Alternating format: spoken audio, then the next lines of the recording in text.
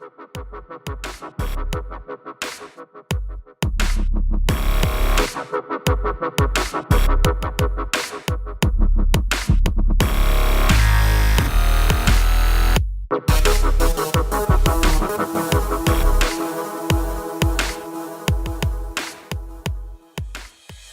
went directly to the commission and we said, hey, did you see him lean on the towel? And they're like, I didn't see anything. And we're like, word. See, here's this video we have. You can watch it.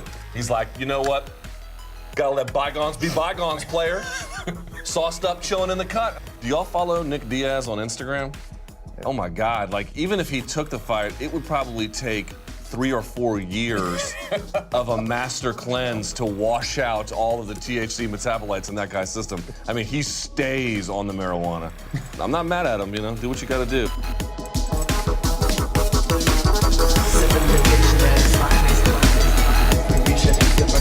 Are you excited about it all?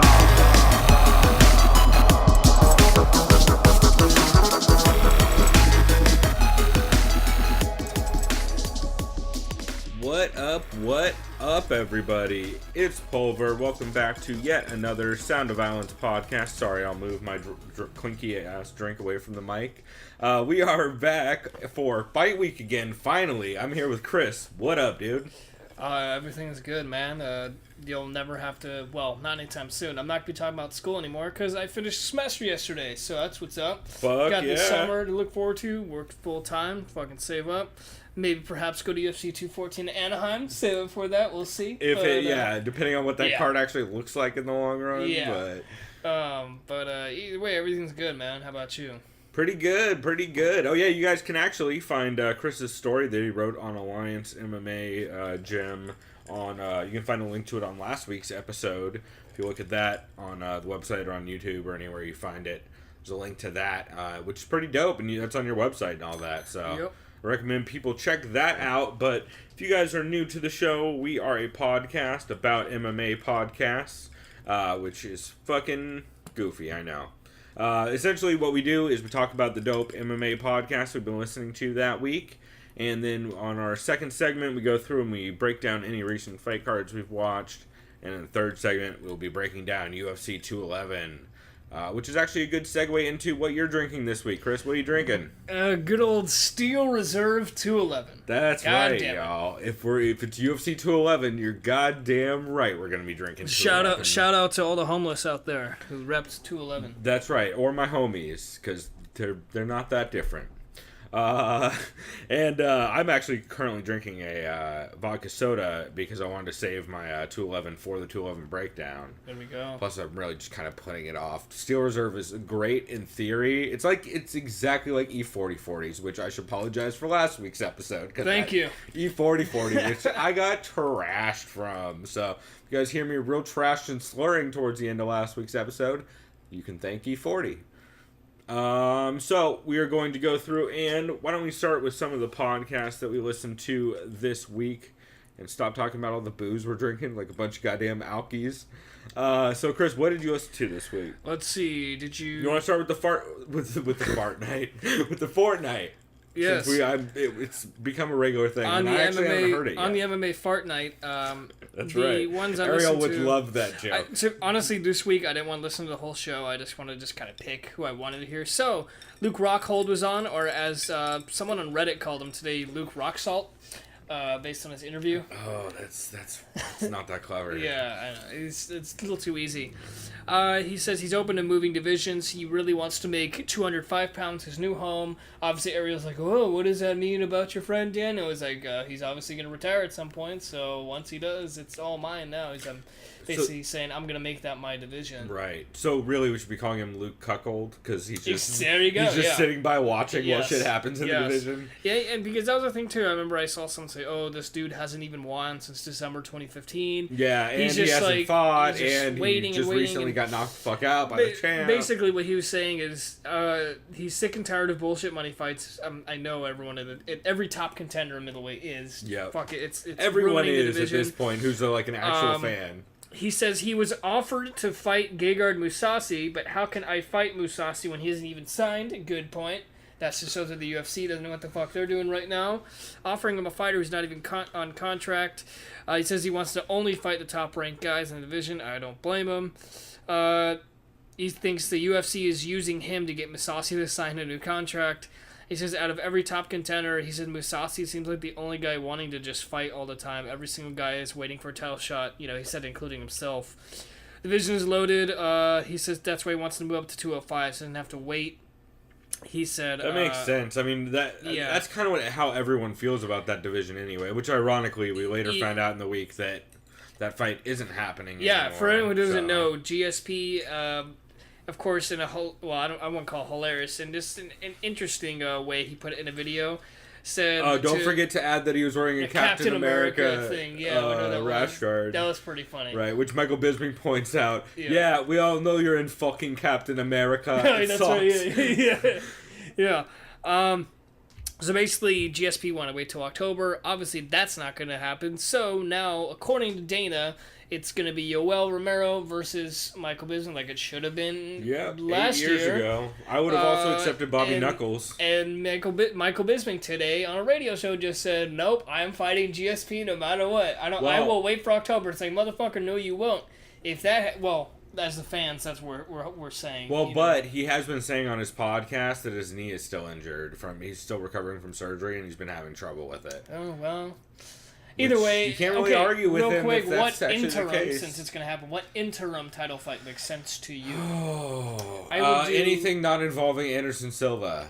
Thank you. I agree I would with that. accept Bobby Knuckles versus Gegard. I think that's the dopest fight of all time. I'd also like Bobby Knuckles versus Rockhold. Fuck it, because Rockhold at least be getting a promise belt. Yeah. It doesn't do much for... I guess it does do something for...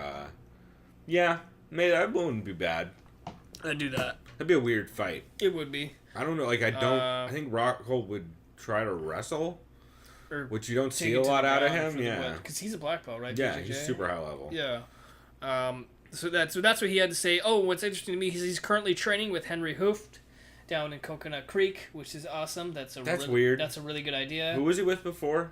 Well, he's at AK still. That's what he's saying. He just said right now he's kind of being a nomad, just going around, just kind of picking everyone's brain. I don't blame him. If he says he can afford it, because he's like, oh, I have other options outside the UFC. It's like, we know that's good for you. I mean, not everyone has the opportunity. So, I just wanted to hear what he had to say. I haven't heard from him in a while. Another person I chose to listen to, the last person on this one was I'm going to say his last name wrong, Justin Gaethje. Yep, nailed it. Okay. People don't know, Justin Gaethje is currently 17-0. He was the lightweight champion of the World Series of Fighting. I don't know what it's called now. Fucking ever. He's been just myrtleizing people in crazy wars. Yeah, he basically said he signed 3 or 4 contracts with WSOF. The new contract came down to numbers. Ultimately, he decided, I want to be a free agent, test the waters. Said he almost had a deal with Bellator, but ultimately he was more happy with the UFC situation. And I'm stoked. And he says... Basically, he has no fight booked yet officially, but the one fighter he says, please, I want to fight him right now, is Edson Barboza. He says, I've never fought someone who's so stylistic and technical with their kicks, and I want someone who can whoop my ass. He's not asking to get his ass whooped, but he wants someone that could. His leagues above him. He said, "I want to fight the best." And right now, he loves wars, and he knows fucking Barbosa will just come forward and make a war with him. Because would be good for him is that's exactly the kind of fight that he likes. What makes sense too, since he's newly signed. Even I doubt he'll get destroyed. Barboza. I would pick Barboza right now. But I don't know, man, because I think Gaethje's just counting on his chin and his heart, and he wins a lot of fights with those two. And he does and like Barboza, as technical and crazy as he is, Barboza doesn't do well in crazy wild brawls. He does well in kind of keep his distance. He does well in Paul Felder fights. You know what I mean? Yeah. Where the guy's gonna play his game, whereas Gaethje's just gonna fucking be a madman charging at him the entire time and not give him any space. That's a good point. Yeah. He also said he's from Arizona, wrestled NCAA D1 tournament 3 times. Yeah, he's a beast. People just don't ever see him wrestle because he likes punching. I've never seen him fight though. So that was actually kind of disrespectful. I said I would choose Barboza. Maybe that's because he's never. Well, to be fair, Gaethje takes a ton of damage in every fight. So, like, even against dudes who he's way better than, because he makes everything such a war. He also said, I'm an entertainer and a violent motherfucker. That's why he wants to fight. Check and check. Of course, guess who his manager is that signed him? I'm going to guess Ali Abdelaziz. Correctamundo. Well, I know that because you said WSOF earlier. Oh, well, there we go. So. Yeah, see, actually, I didn't even think about that because I remember you telling Which, me that by too. the way, is a super conflict of interest that Yeah. just eventually enough people were like, hey, why is no one talking about this? That Ali was like, oh, I'm officially no longer with WSOF, even though I'm at every event and I'm still clearly involved somehow. Yeah, he's Shouts out to the PFA. Yeah, he's interesting. And on Unfiltered, do you want me to go what I listened to on Unfiltered? Actually, you know what? I can segue well off of the Perfect. MMA into. I watched some of the MMA Beat. I was catching up on it.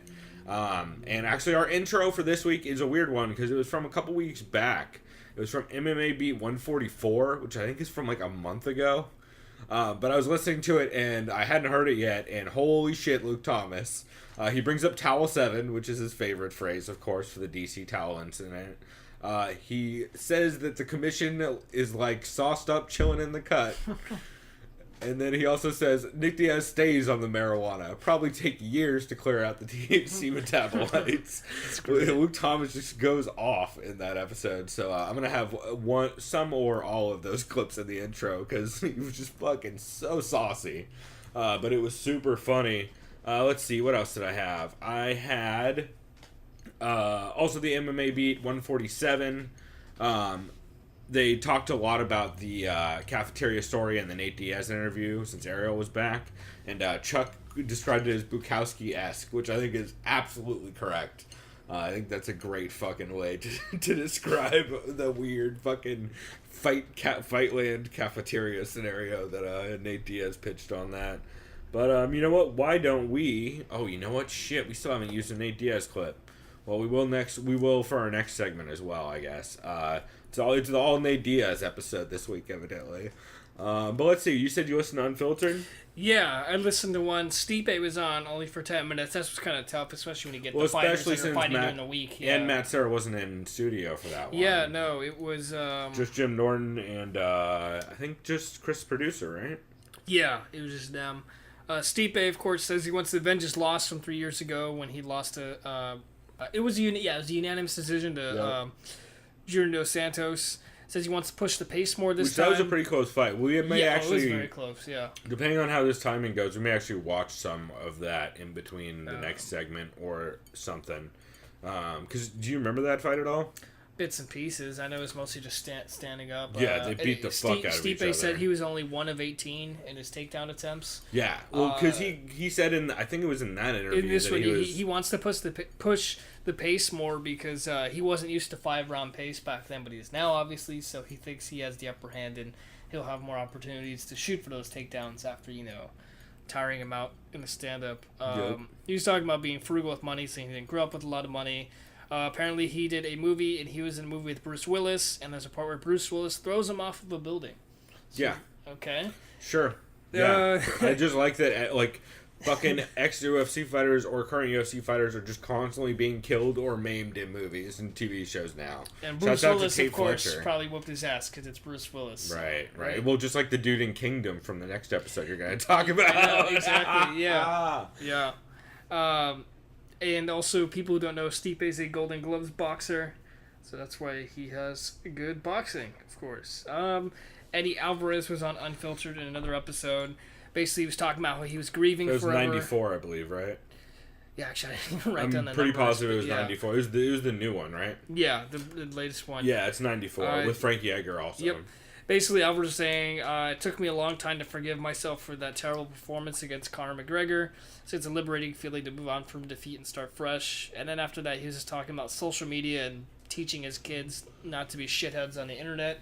Right, yeah, they started getting real Yeah, so actually, I kind of just switched. I was like, all right, I just fast-forwarded. And then Frank Grillo, he's an actor... from Kingdom. And he was like in a Captain America film, played a bad guy. He fights Matt Hughes. Yeah, in this he was series, also in The season. Grey and fought Liam Neeson. So he's been one of those actors. It's like you see him and you recognize him. Yep. He's also in Warrior, a good MMA film. But yeah, discuss his time on the series Kingdom. He was talking about Rickson Gracie controlling heart rate techniques and that Brazilian stomach technique thing I'd seen before. Yeah, from the Choke documentary, which is fucking amazing. That was cool because I know Frank Grillo. I think that dude's like 54, but he's like Something in like that. super He's really really good old, shape. yeah. And he was talking about he was training with this guy who does nothing but training in freezing water. And he said the guy looks like he's in his 30s, but he's like 58 or something gnarly. Oh, it's probably Wim Hof. I think that was the name. It's a guy that's been on Rogan's podcast. Because he was saying freezing water. They call him the Iceman. Yeah, he was saying freezing water forces the blood to organs. Grillo's also say he trains every day with some Pacquiao's conditioning partners. I think at Wild Card or somewhere. Makes sense because he's in Hollywood, LA. Yep, and everybody goes to fucking Wild Card. And then he said, in the next episode of his TV show Kingdom, he fights Matt Hughes. And then he says he's doing an Anthony Bourdain-style show where he goes across different countries in the world and tries the martial arts that are prevalent there. So which is also known as the show that Tim Kennedy did. Yeah, that's what I was going to say. Didn't someone do that? And a couple other people. I mean, it's different because this guy's an actor. But still, it's It's different because this guy's an actor. But, you know. It's not better. I didn't say it's good because I'm never going to want to see that. Yeah, but that guy was seemed a little full of himself. Yeah, Frankie was good on that episode because we only talked about Eddie, right? Yeah, and then I had a couple things on Frankie. He's basically the same thing you heard, talking about wanting to test Yair's ground game, which I think is going to happen. I mean, we'll get into it later, but you know. He said Ioanni and Jacek has some of the best striking in the UFC. Right. Yeah, men or women, like bar none. Yeah, which a lot of people are getting on board with, and a lot of people have been saying that for a while, including myself. Because she's a fucking monster and she's so accurate. If you slow down and watch some of those fucking combos she threw on Carla Esparza and Jessica Penne, they are terrifying. She hits everything perfectly and then rips to the body and comes back upstairs. Like, it's just so violent. It basically turns into a fucking video game at that point. There's a reason why they call her Joanna Violence, is all I'm saying. Did you check out Co-Main at all? I did. I didn't have any notes on it, but I thought it was a good episode. I had just a couple notes. Oh, wait. I remember now. Ben gave Chad the flu, and the audio of the first half of the episode really sucked. Yeah, I heard this. I was listening on my headphones, heard like this, this humming. Somebody left a fan or an air conditioner on, I think. Because it was blowing out. I'm glad it wasn't just me. I thought it was me. I was like, okay. But it was only the first segment, luckily. Yeah, then they got it out of there. Apparently, Jessica Andrade claims she never works out. All right. Sure. Okay. I mean, not with those arms. Well, when they say that, I think she just means like they don't go to the gym all the time. Right. That kind I of don't thing? go to the gym. I just do my strength and conditioning routines, which is still working out. Spar that's part of your job. do jujitsu. Because when you say it like that, that's like saying, "Oh, I will never lift weights, but I'll just train UFC." Fuck you. Like, yeah. Okay. What was he? Oh, yeah, they also said Stipe should be eager to do Takedown Junior because they were talking about the 1 for 18 last time and takedown attempts. But they said he'll probably just win on the feet. They're predicting, I think, knockout, 3rd round, something like that. Right. UFC also, this is the Are You Fucking Kidding Me segment. UFC put out a flyer highlighting 4 of the main fighters for this weekend, and they accidentally had Claudia Gadelha on there instead of Andrade. So I'm assuming... I didn't even notice it. I looked at that fucking picture. I haven't even looked at... Is it bad? It's just clearly a picture of Claudia Gadelha. It's like was it like when she had fought Joanna? So they just copy and pasted? It's like Stipe and Joanna in the middle. And then, is this the upside down one? That's all. No, it's a different one than the upside down one. That's how bad it is. Fucking Jesus, UFC promotional team. What are you doing? And then on the really bad. Yeah, and on my last note for Are You Fucking Kidding Me? They said, why is GSP asking to wait till October? This is why the fight got canceled. Let's see. What else? Did you have any other things you wanted to get out of the way? Yeah, you know what? I got a couple. Cool. Anik and Florian this week was really, really good. They read some of Al's tweets to Ray Longo. He's like, so Ray, this is what Al's been tweeting over the last couple days. And Ray's just like, Jesus. I mean, that's hilarious. But I'm going to have to call Al this week.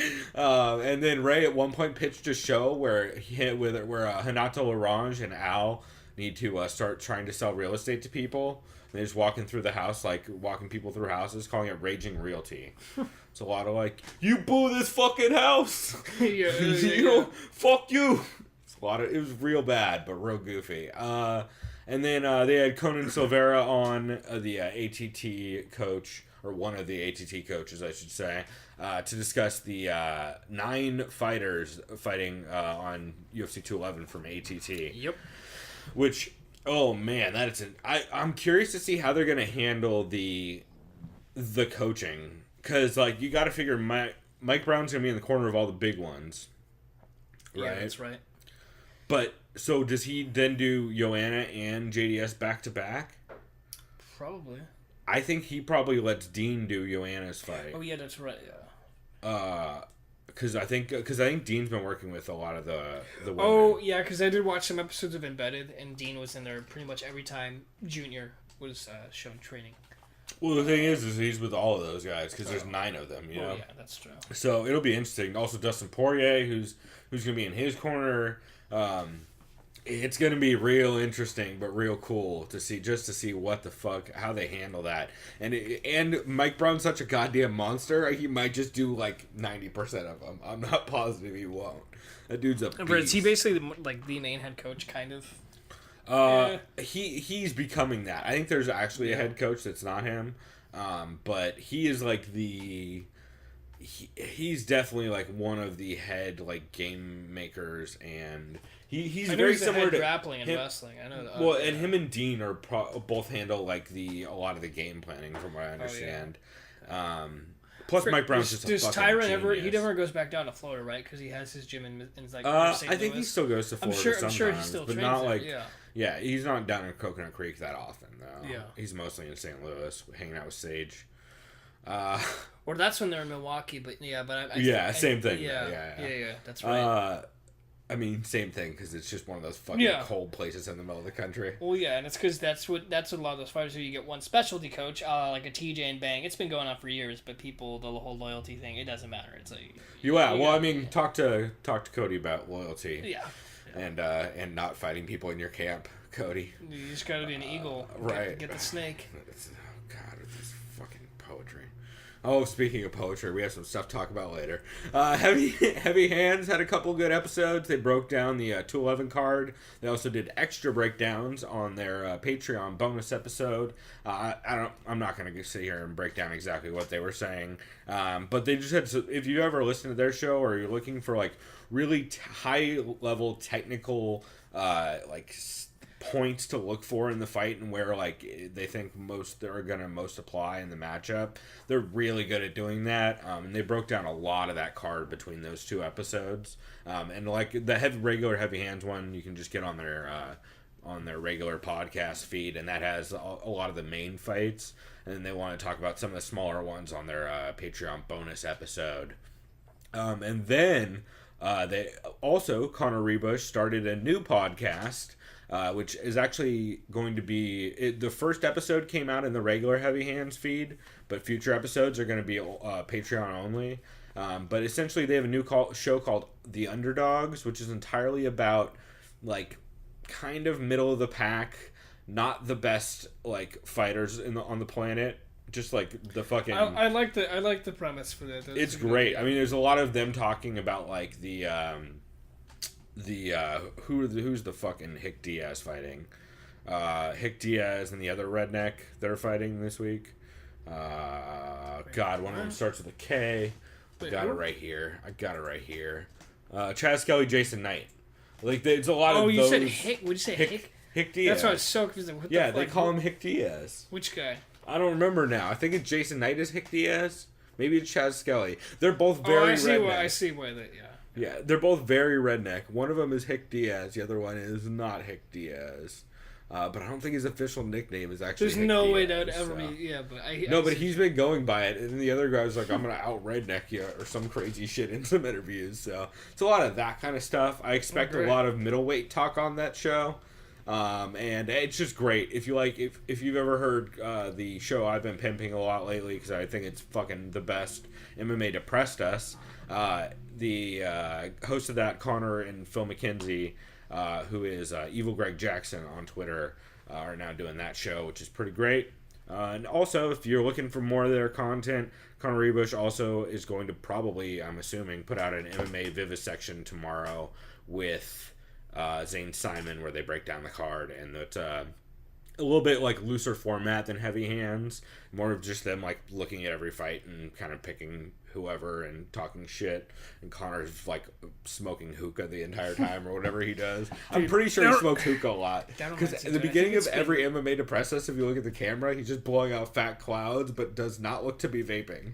See, this thing, dude, I don't know how long it's been since I've smoked out of a hookah, but I remember, I think that's the only reason people do it is because you could blow all the rings and all that dumb shit. And, I mean, I don't like hookah. I think I have one. I just haven't done it in years because I remember someone told me, yeah, it's like smoking 2.5 packs of cigarettes. I'm like, That seems like bullshit, though. But yeah, I don't know. Like, no one's done that science. And if they have, it was done in like the 40s or whatever when people were smoking hookah. When people were injecting marijuanas. That's right.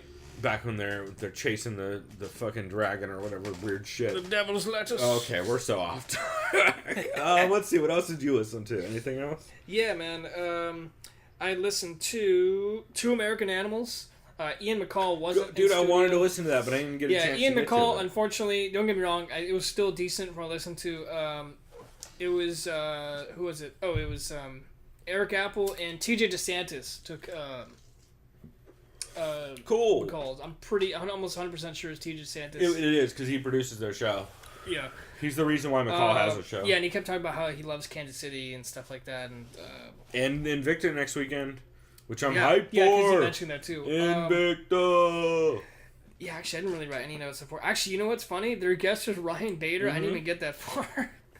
That's funny. So, well, I was gonna say they talked about keyboard warriors are born out of jealousy, something we already knew. Yep. Everyone thinks their voice matters. TJ was saying how he produced Eddie Bravo Radio episode 89, where all they discussed the whole entire 9/11 time thing, was Flat Earth and Tower 7. Really? They did both Yeah, in that one? they did both, oh, yeah. God. And apparently they're like, oh, well, Tower 7 looked like controlled demolition, blah, blah, blah, that kind of thing, Yeah. Apparently TJ Classic DeSantis Edgebra. thinks boxing is boring. That hurt to hear that, because... Well, okay, I know you're... Do you remember what you tweeted me this weekend? Well, I didn't tweet you anything this weekend. About the fights? About the boxing fights we both watched? What do you mean? The goddamn Canelo fight we both watched last weekend? Oh, that fight was trash. Yeah. It was a mismatch. Okay, Yeah. by the way, you guys, Chris just tried to defend boxing and then Well, said no, it was trash. No. I knew based on your reaction, I know it's based on matchups, but he just said, like, subjectively, boxing is boring. It is kind of boring. That's where I was like, okay, well, no. Well, in comparison to MMA, it is. Well, yeah, in my opinion, too. I mean, I'll agree Yeah. with that. Yeah. So, But, and that's yeah. why, you know what, that's probably why he That fucking was his said point, that. yeah. Yeah, because he's like, oh, I watch MMA, so of course it could be boring. But I thought he was just saying, basically, oh, boxing is boring, that's it. And I was like, Also, TJ, I don't think ever really got that into boxing. I think he mentioned that, too, because I even think Eric Apple's like, what? Yeah, well, Eric Apple's yeah. a fighter and big Yeah. UG head and knows a lot about boxing. And then to end that, they were talking about Marquardt versus Vitor is a very lame fight, and the only thing they have in common is TRT. So not looking forward to that. After that one, I listened to You're Welcome with Chael Sonnen. By the way, did you notice Joel's gone? Yes! I was about to say, who Do else? you know why? I imagine he was being just a basket So case. there's some fucking crazy story of like Joel freaking out and then Chael freaking out, and now Joel on his Facebook just keeps posting like, I'm not going to talk about it. It wasn't on good terms. We're not going to talk about it. And then like Chael just keeps trashing him in episodes. I believe it's Jamie Huey is the guy who has been yeah, I sitting couldn't in. recognize him. He sounded I like believe East he's a Coast. boxing guy, like a boxing coach or something. I liked him, though. I liked the new guy. He was all right. I miss Joel though. Yeah. Joel was the fucking craziest person Because I was like, alive, we were just and I like, loved him. well, Chael, No, that's right. That's not right, brother. yeah, I'm gonna yeah. go 81 to 92. And then the funniest thing, he was like, what the fuck? Are you fucking kidding me, Chael? Okay, Joel, can you not curse so much? Shit like that. Always like, oh my god. Yeah, I missed Joel on that show. He was real funny. Yeah, so he will be missed. Probably Well, not. he didn't die. Well, but yeah. but yeah. His podcast presence will Hopefully be he'll missed. be back sometime. Chael's a sucker, and Yeah. Chael and Joel have been friends for a long time. Anyways, I only listened to Jake Shields because I actually have never heard Jake Shields on a podcast. I really enjoyed He's listening great. to him. He's Yeah, super smart. He's like a really cool guy. Yeah. For all those who are not aware, Submission Underground 4 is on Sunday, I didn't know until today. and Jake Shields is fighting the great Dylan Dennis. Yeah, And when which- I mean the great, I'm talking about BJJ, of course, not his personality. MMA. Yeah, personality. No. That reminds me, I need to text my cousin Jordan, hey, how's your boy Dennis? Because Jordan is actually still training at Marcelo Garcia. So I should probably give him a shout out and say, hey, you need to keep your boy Dennis in check. Well, Dennis got kicked the fuck out of that gym, remember? Yeah, he's suspended. Yeah. I think his suspension's up, but he basically... Because I remember someone on Reddit was like, oh, well, you have to fuck up pretty bad for someone as nice as Marcelo to tell you to get the fuck out. Yep. He's like one of the most nicest guys. I remember I met Marcelo. I was only like 19 or 20. I didn't know shit about MMA, but yeah, he was a nice guy. I mean, most Yeah. high-level jiu-jitsu guys are nice guys. Except for Renato Larage. Don't let that dude get... You gotta be careful with that one. Yeah. Poha. Oh yeah, and basically Jake Shields talking about that. He still has a contract with WSOF. I don't know what they're called again. Sorry, I'm just going to call it WSOF. PFC? Nope. I don't fucking know. PFL. Basically, Professional Fighters League. It's the worst name. Chael was lobbying hard, and for good reason, for George Masvidal, as he likes to call him. He thinks Maya versus... Chael can't pronounce names. Have you heard he's him try to pronounce... He's probably like Jorge or something like that. Have you heard him try to pronounce Jacek? No. He keeps calling her Jedrzejczyk. Jedrzejczyk. Or it's worse than that, though. It's like Jedrzejczyk. Probably like Jed Shryzak or something. He's like, I thought I was the only one saying it right, but someone told me I'm saying it wrong, so I'm just going to call her Joanna Champion from now on. You're like, thank basically, you. He was saying Maya versus Masvidal should be a main event or a co-main easily. I agree. Oh, yeah, if it was on any other card, it would easily be a main. He says he can see Maya winning in the first 2 minutes, but his pick is George because he thinks it's going to be like another Jacare versus Robert Whittaker. I've heard a couple people say that this week. Chael's known Masvidal for quite some while. Apparently, he used to watch him a lot when Masvidal was first coming up in MMA. They both fought in Bodog together. That's what it was. Yeah, that's what. Yeah, I couldn't remember the name of the organization. Yeah, Bodog was so weird. I loved Bodog. They would do like fights on a beach in like fucking Costa Rica. Oh, like the outdoor shit. Yeah, just the weirdest fucking locations, and like they had amazing fight. They spent way too much money. I think it was found out to be a money laundering scheme. In the long run or something crazy like that. Well, because the guy started an overseas gambling site, which, by the way, spoiler alert, is now Bovada. It's totally Bovada. It's the same logo, same font, same people own it. If you look it up on Wikipedia, it's very interesting. But yeah, Bodog is a cool, weird part of MMA history. And that's kind of a funny coincidence considering Chael, didn't he get in legal trouble with money stuff? Money laundering, which is why if you sign up for MMA Tycoon, by clicking the banner on this episode, I get free money in the game, and you can go launder any money from your fighters to give to your manager by buying Chael's Laundry Service. There you go. So there's that. There's that. He was gonna say Masvidal's a born fighter, and he was talking about, have you seen those videos when he was in Kimbo's backyard fights? Holy shit! He's like, I was watching those like crazy because this kid was so gnarly, fighting people 2 weight classes above him. Mm-hmm. So I remember, I remember too. Yeah, I remember. I think it was. You ever seen the Boatyard fight? The which one? The Boatyard fight with the guy's eye. Well, I saw a fight where someone's eye gets nearly hit off, or punched out in a Kimbo fight. I don't know which one that was. Maybe it's the same one. I think Masvidal has a fight where someone almost loses an eye too. So wouldn't surprise me. We'll do some Googling on the break, and maybe we'll do a live commentary for that, since we're not really gonna have much of a second segment this week since we didn't watch any fights. We will recap Tough briefly, but. And then I was gonna say real quick, I'll segue into the last thing I listened to. He mentioned, by the way, did you hear that Joey Diaz fell asleep on his podcast? So I was like, oh wait, that sounds hilarious. What? So I watched the new episode of The Church of What's Happening Now. He fell asleep? And he did. It was pretty fucking great. What did Lee do? They were just awkwardly like, Joey, you alright? And then I tapped him and just... Is he back on edibles? I can't remember. Because he took a break from edibles, and I think he might have just gone too deep again immediately. Yeah, because he was fiery for the first half of it. I didn't watch the whole thing. That's hilarious. But I was watching... He was with... Who was the guy? That's so fucking funny. Matt Chichurin? Oh, Matt Fulcher. Yeah, the comedian. Yeah. Anyways, Joey was talking about, was discussing crime families that Donnie Brasco busted. Funny thing he said, I put in quotes, he goes, oh, he had this cool intro song. It was like this like upbeat 80s kind of just like pop song. Yeah, he plays weird music. And he's like, you put the Quaalude song on, you give the girl the Gorilla Biscuit, and by the end of the song, you're both naked. Just like that. And I was like, oh, of course. Checks out cocksucker. Yeah. The fuck you think you're doing with Joy Bananas? He said when he was doing his stand-up business from 98 to 2002, I like how I put 2022, he was doing it on a Greyhound bus. That was his means of travel. And he says, like... Hey, you know, dog, Greyhound... if you need to get off, pull the cord, but tell me first, fucker. He was really saying Greyhound's legit as far as just traveling abroad. He everything. means you can steal, you can smuggle drugs over the border. Coincidentally, in all of his stories, every state or city he was like, yeah, dog, I was in North Dakota. He said, I hadn't been high for 5 days, so I just had like this brown... He's like, I just had like this brown weed that was just shitty. He's like, but then I went to this this hotel and the restaurant. There's one Mexican guy in the kitchen. Of course, I spoke to him in Spanish. Got me a handful of blow, $40, you know, that kind of thing. Fucking coked out to the gills. Yeah, he was just talking about like everywhere he'd go, dog. the first thing he'd want to do is just get some blow immediately and just do his thing. But Joey is a special character. Yeah, then they had I fast Sometimes you just find a machine gun. Yeah, yeah, exactly. So that's all I had this weekend. On a miscellaneous note, apparently they're trying to set up Calvin Gastelum versus Chris Weidman. So are they trying to retire Weidman at this point? I mean, that's a bad matchup. Yeah. Oh boy, I don't like that at all. I hope they don't do that. All right, let's see. Some of the stuff I listened to. I listened to Submission Radio for the first time in forever this week. It was the one that just came out.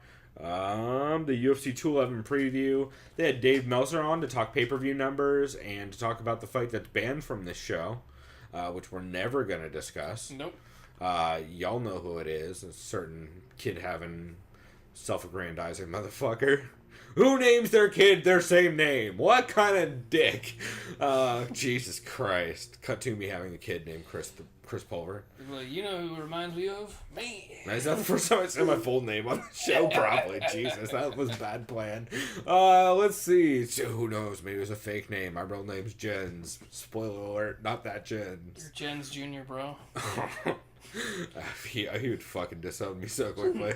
It's like, you're so fat, you just drink all the time. I'm like, sorry, bro, it's real fun. He's like, fuck you, you don't fight. Right. No, actually, he's talked to me on Twitter. He's a nice guy. Let's see. Jeremy Botter came on. And he mentioned something really interesting, which is that Lorenzo has a buyback clause in the UFC sale. So if they, for any reason, are going to sell the company, he has first bid. First dibs, yeah. To buy it back at a lesser amount than what he sold it for. Well, at this point, I don't want to say I hope so, but... I hope so. Well, that would be the dopest better. scenario ever. Then Lorenzo just is more rich, and the UFC is back to being dope.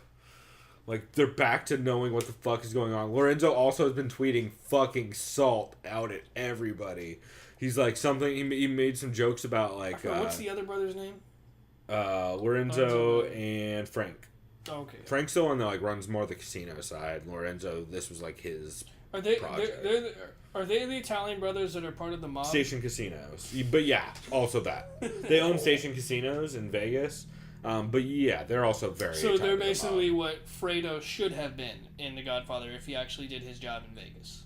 Yeah, if I remember The Godfather. It's been so long since I've seen those fucking Fredo movies. goes to Vegas, he fucks out. The guy, Mo Green, fucks over Corleone. Sure. I couldn't... Either way, the If you started Fertittas saying are what actor real names, Italian... yeah. It's what they should have done. Yeah. The Fertittas did it right. That's what I'm Right. No, saying. they should have whacked Dana when they had the chance. I agree. Yeah. Let's see. Sean Sheehan from Severe MMA Podcast is also on that Submission Radio episode to talk about more about the band fight and also to break down the 211 card. Just a fucking stacked episode of like awesome podcast guests. Like Dave Meltzer is a fucking veteran of most podcasts, especially and including the Laps Fan podcast about wrestling. Just the fucking best. Botter is an MMA junkie vet who I think has his own podcast and guest hosts everywhere. No, I've heard that name before. Yeah, well, he also does a ton of writing for MMA Junkie in a bunch of places. Yeah, that explains. And then Sean Sheehan has his own podcast, Severe MMA, and also guests on a bunch of podcasts like Three Amigos with Steffi Crooklyn and a bunch of other places. So it was just it was really good polls for them because it was just all like dope high level podcast guests. So that was very cool. Okay, should we get into the weirdness? Let me make sure there's nothing else before we get into some of the weirdness. Okay, yeah. So, Jordan Breen show.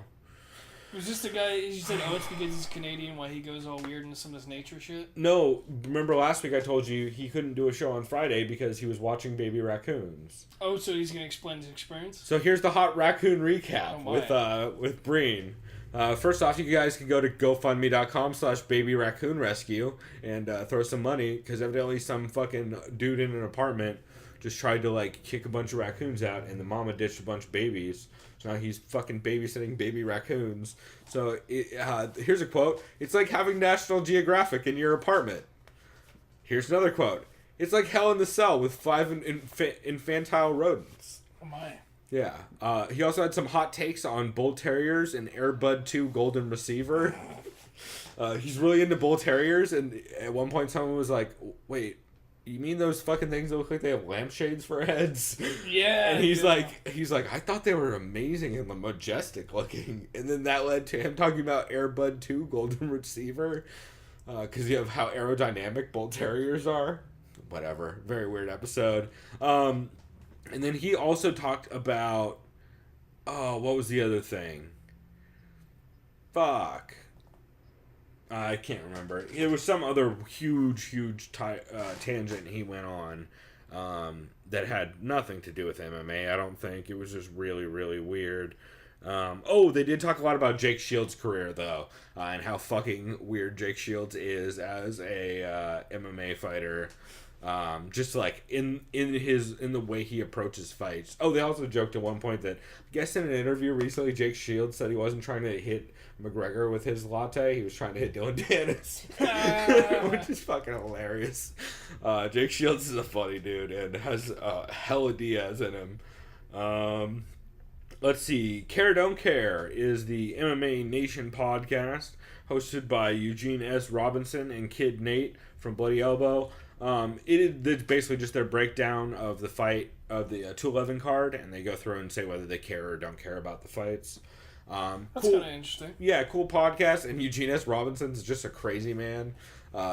He's real loud, so I would listen to it with headphones turned down or something, because he has a tendency to yell on mic a lot, but he really cracks me up.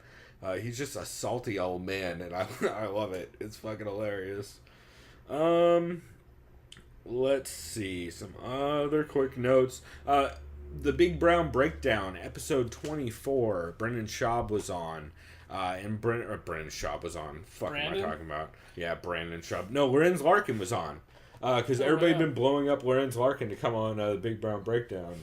Because Loren's been talking mad shit about the UFC, and every time anyone does that... Isn't Larkin fighting for the Bellator welterweight title, right? Against Douglas Lima? What's his name? Not Douglas Lima, he's in The Ultimate Fighter. Or Diego. No, yeah. which, no, Douglas. You're right. It's Douglas. Okay, yeah. I always fucking mix them up. Their names both start with D. That's why it's confusing. They're brothers, too. Yeah, they're brothers. And they look very similar. So it is Douglas, right? Because Diego's on the Ultimate Fighter. I believe so. Yeah, Diego's on the Ultimate Fighter. Yeah. Okay. So yeah, he's fighting for the welterweight title, but anytime anyone leaves the UFC and is all salty, Brendan Schaub's always the first one to be like, hey, man, hit me up. Fucking...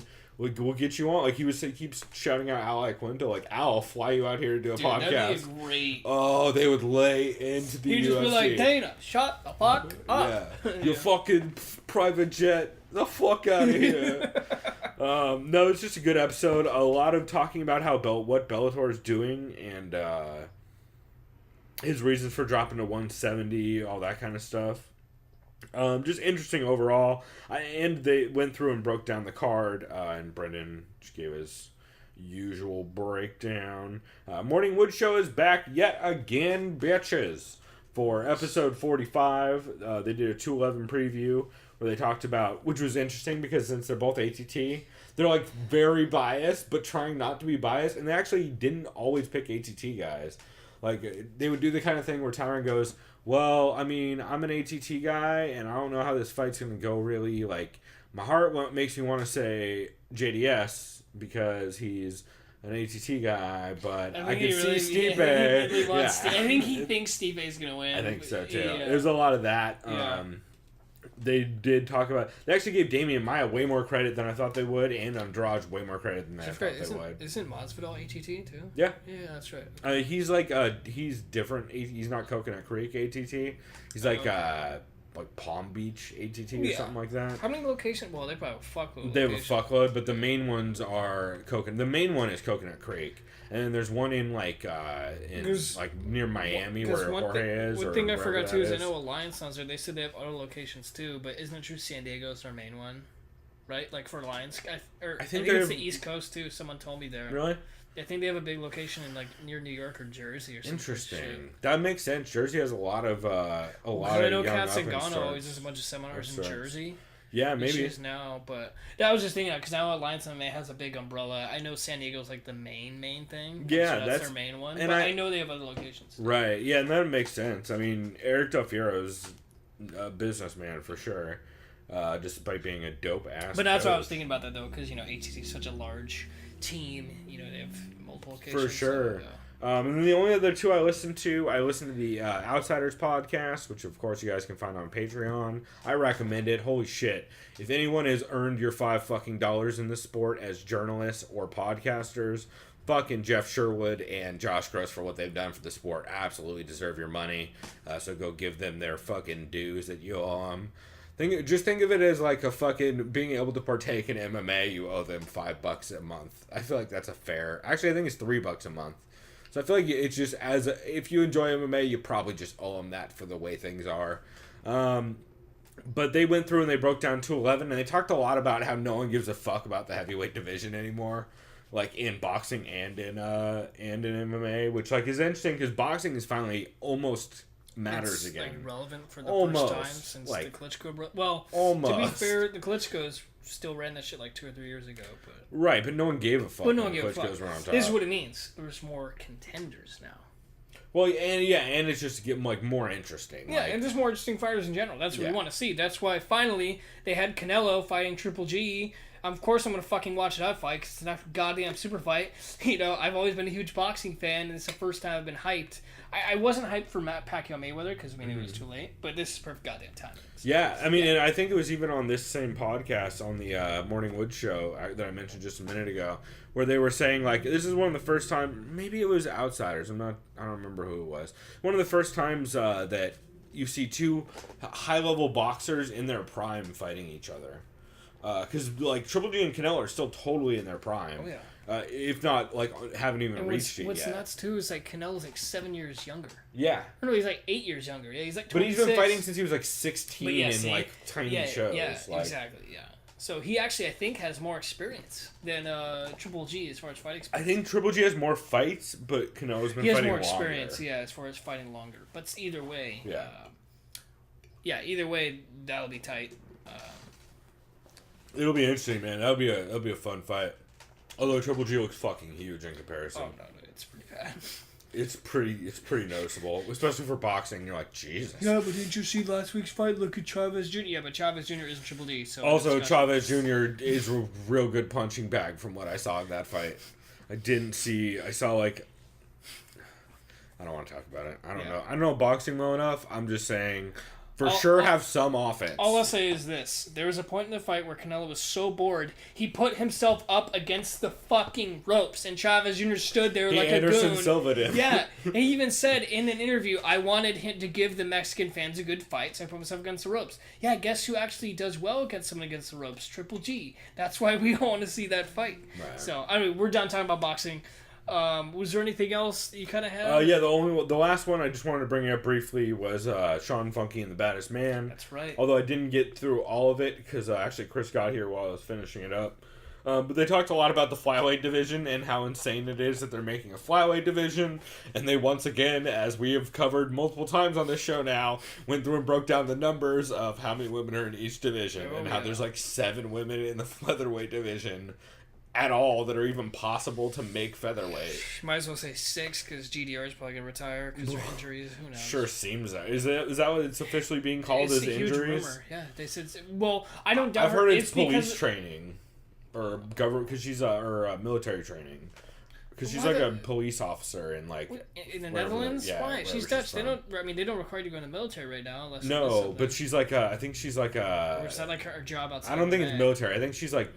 maybe it's like Maybe military police or Maybe something she was in a cop between. or some shit. She outside is fighting. something like that. I had no idea. So okay. Yeah, cool. so like she's what I've heard, she's having to go through some You know what training it or is? something. She's probably getting paid better there or some shit. Shit, I wouldn't doubt that. You get paid better than fucking fighting Cyborg and having to die.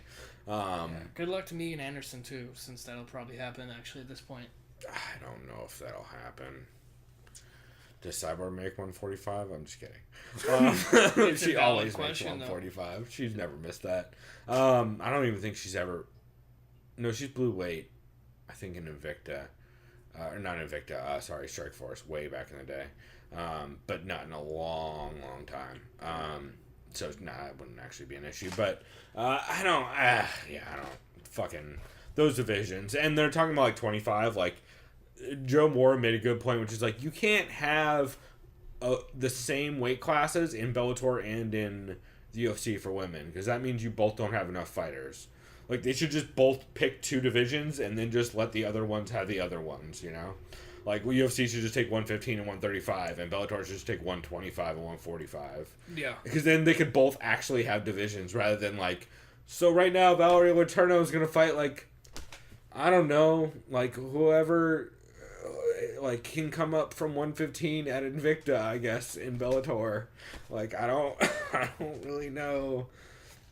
And then, like, for the 125 thing, Andrea KGB Lee has already said on a podcast this week, actually on the Invicta All Access podcast, said she doesn't want to fight in the Ultimate Fighter house for that season.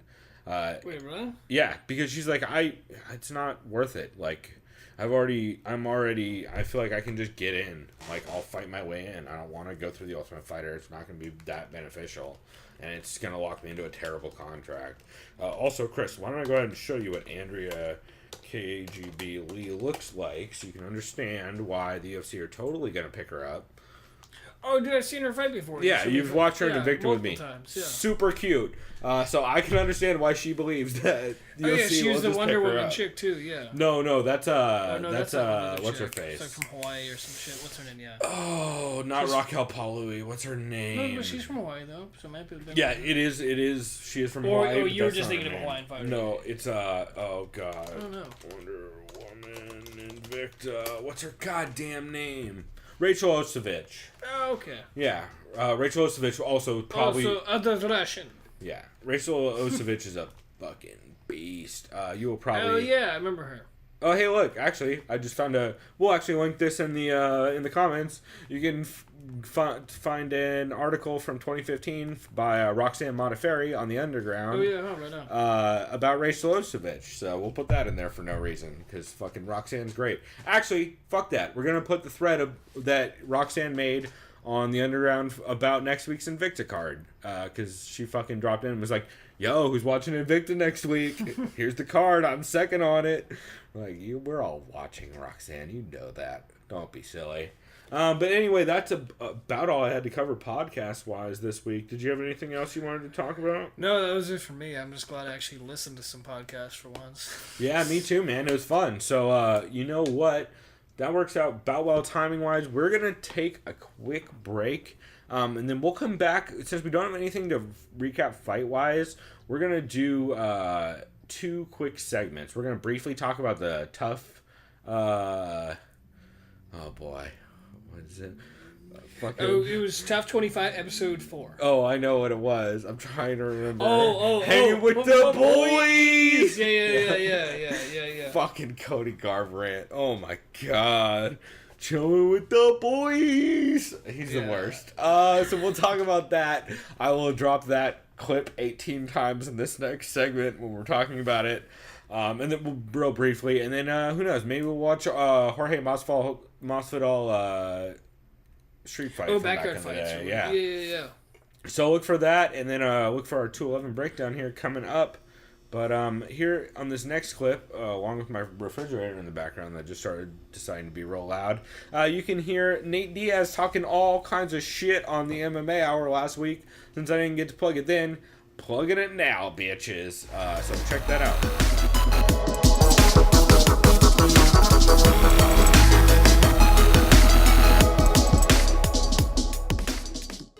I've never been invited to a Cannabis Cup. Hopefully one day, maybe we can go together. I haven't had. You can go with me next time. Yes. Let's go, but you don't have to smoke some good weed too with me. Well, I don't know about we that. won't tell nobody else. We'll keep it on the down low. My mom would be very disappointed. That's under the record. Off the record. That's right. Okay, well let's be on the record here because, as I said, there is a lot to discuss with you, and you have remained essentially since that second fight against. We're gonna get you hella high at that thing too. Me wandering around like, what's going on? I got children.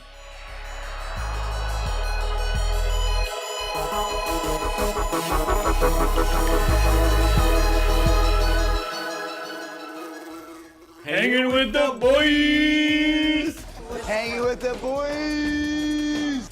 All right, we're back with our fucking tough recap in this part. Oh god, it wasn't that bad an episode, but fucking how many times did Cody say hanging with the boys after he got I think it was drunk? like 3 times, but 3 times too much. Well, I would like to thank personally Clay Guido for getting Cody trash. And it was Also, Julian Lane. Yeah, he's like, try that, bro. Try that, bro. I'm gonna get Cody fucked up. Yeah, pretty much. He said that in one of the. No, he's like, I'm gonna get Coach fucked up. So, yeah. And then fucking.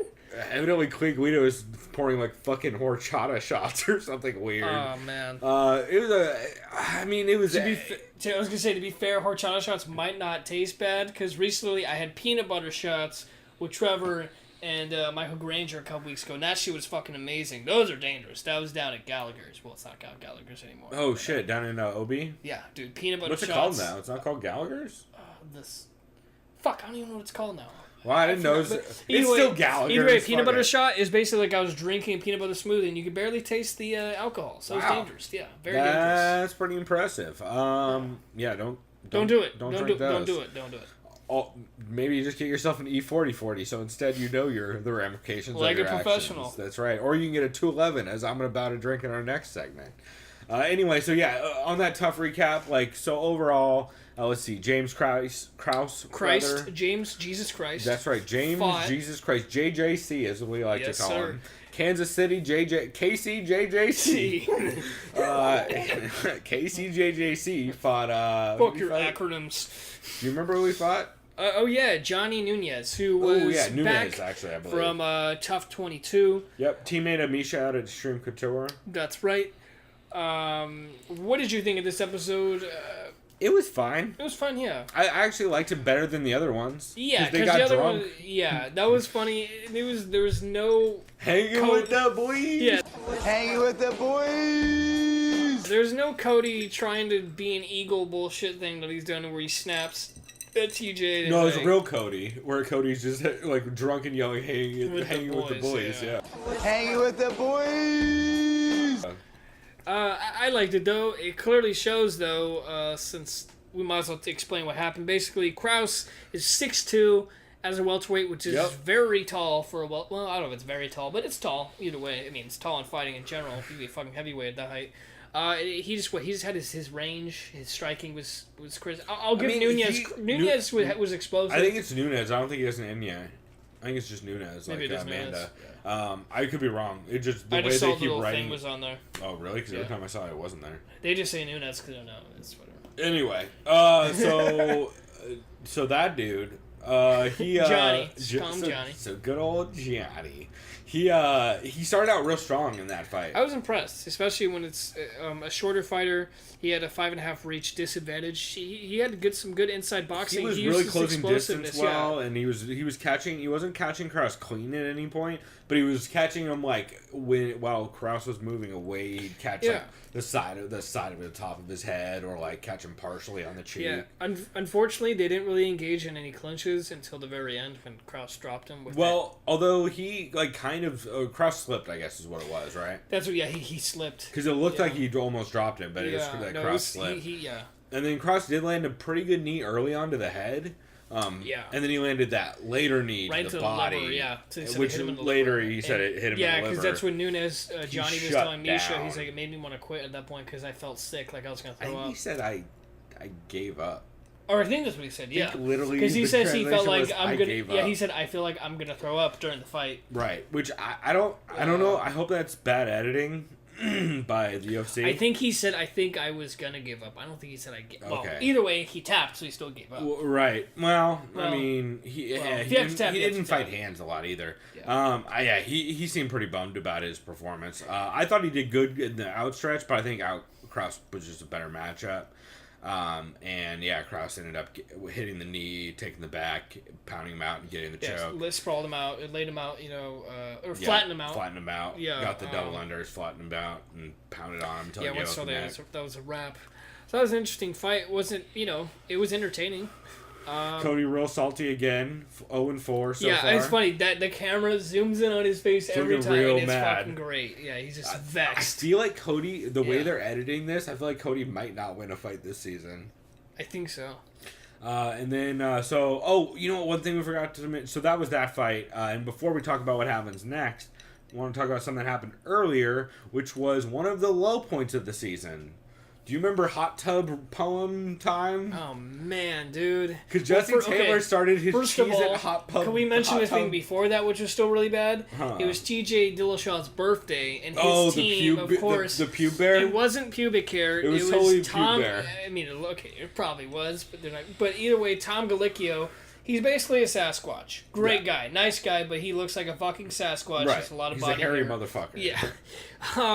They did a stupid little cutesy card with glitter on it for their coach TJ, and then they drew a bear and like, oh, let's use Tom's hair and put the fur on the bear, and then they got hair from everyone else, and then the first Except thing, for of course, James Krause, because he's a goddamn adult. exactly, I'd like he to was the know. only person. He's like, nah, bro. He's like, no, I'm good. Yeah, I'm I'm not good, gonna just yeah.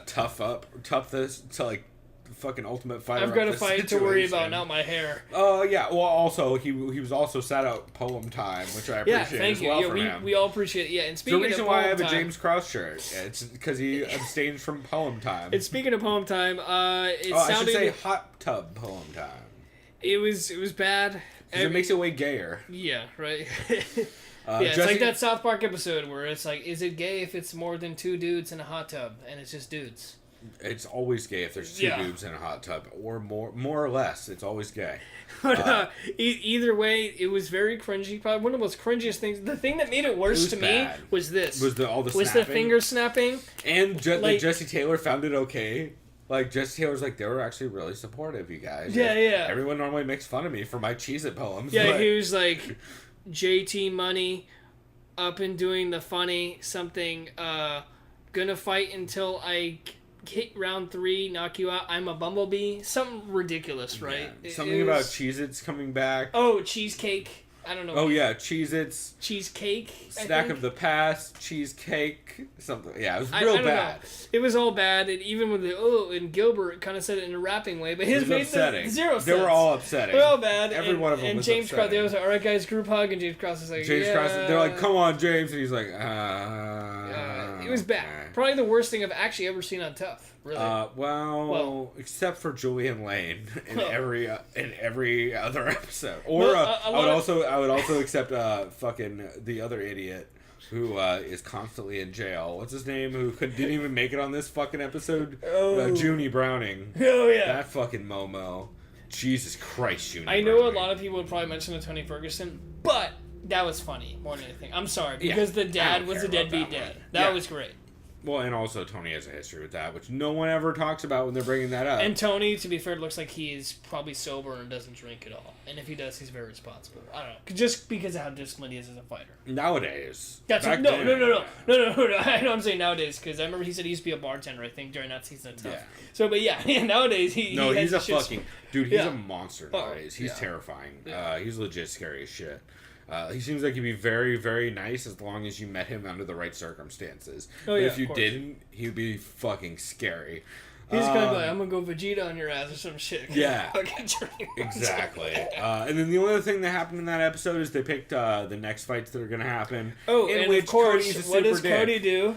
Yeah. Oh, Cody, Mr. Teammate Love Garbrandt. What was the thing he said to TJ? He was like, oh yeah, he picks him. First of all, the fight that people were thinking was gonna happen, it did happen, was Hyder Hassan is actually Hyder Hassan is teammates with Diego Lima, and he was telling his coach Cody, hey, if it's cool, I don't want to fight my teammate Till the next round, till the next round, because it'd be kind of difficult. I don't want to my coaches to freak we out, both have be the all same head emotional. coach, Yeah, and yeah. it's weird. And then, of course, what does Cody do? No. He's like, but wait, do you think you can Is beat this him, your though? journey or his journey? Yeah. Yeah. Is this your journey or his journey? What a dick move. So he did that. He paired him together anyway. And the first thing he didn't look at. He glances his eyes to the left to TJ. He's like, no friendship here, or something. What if really somebody dumb. said Yeah. that to him about Faber? Yeah.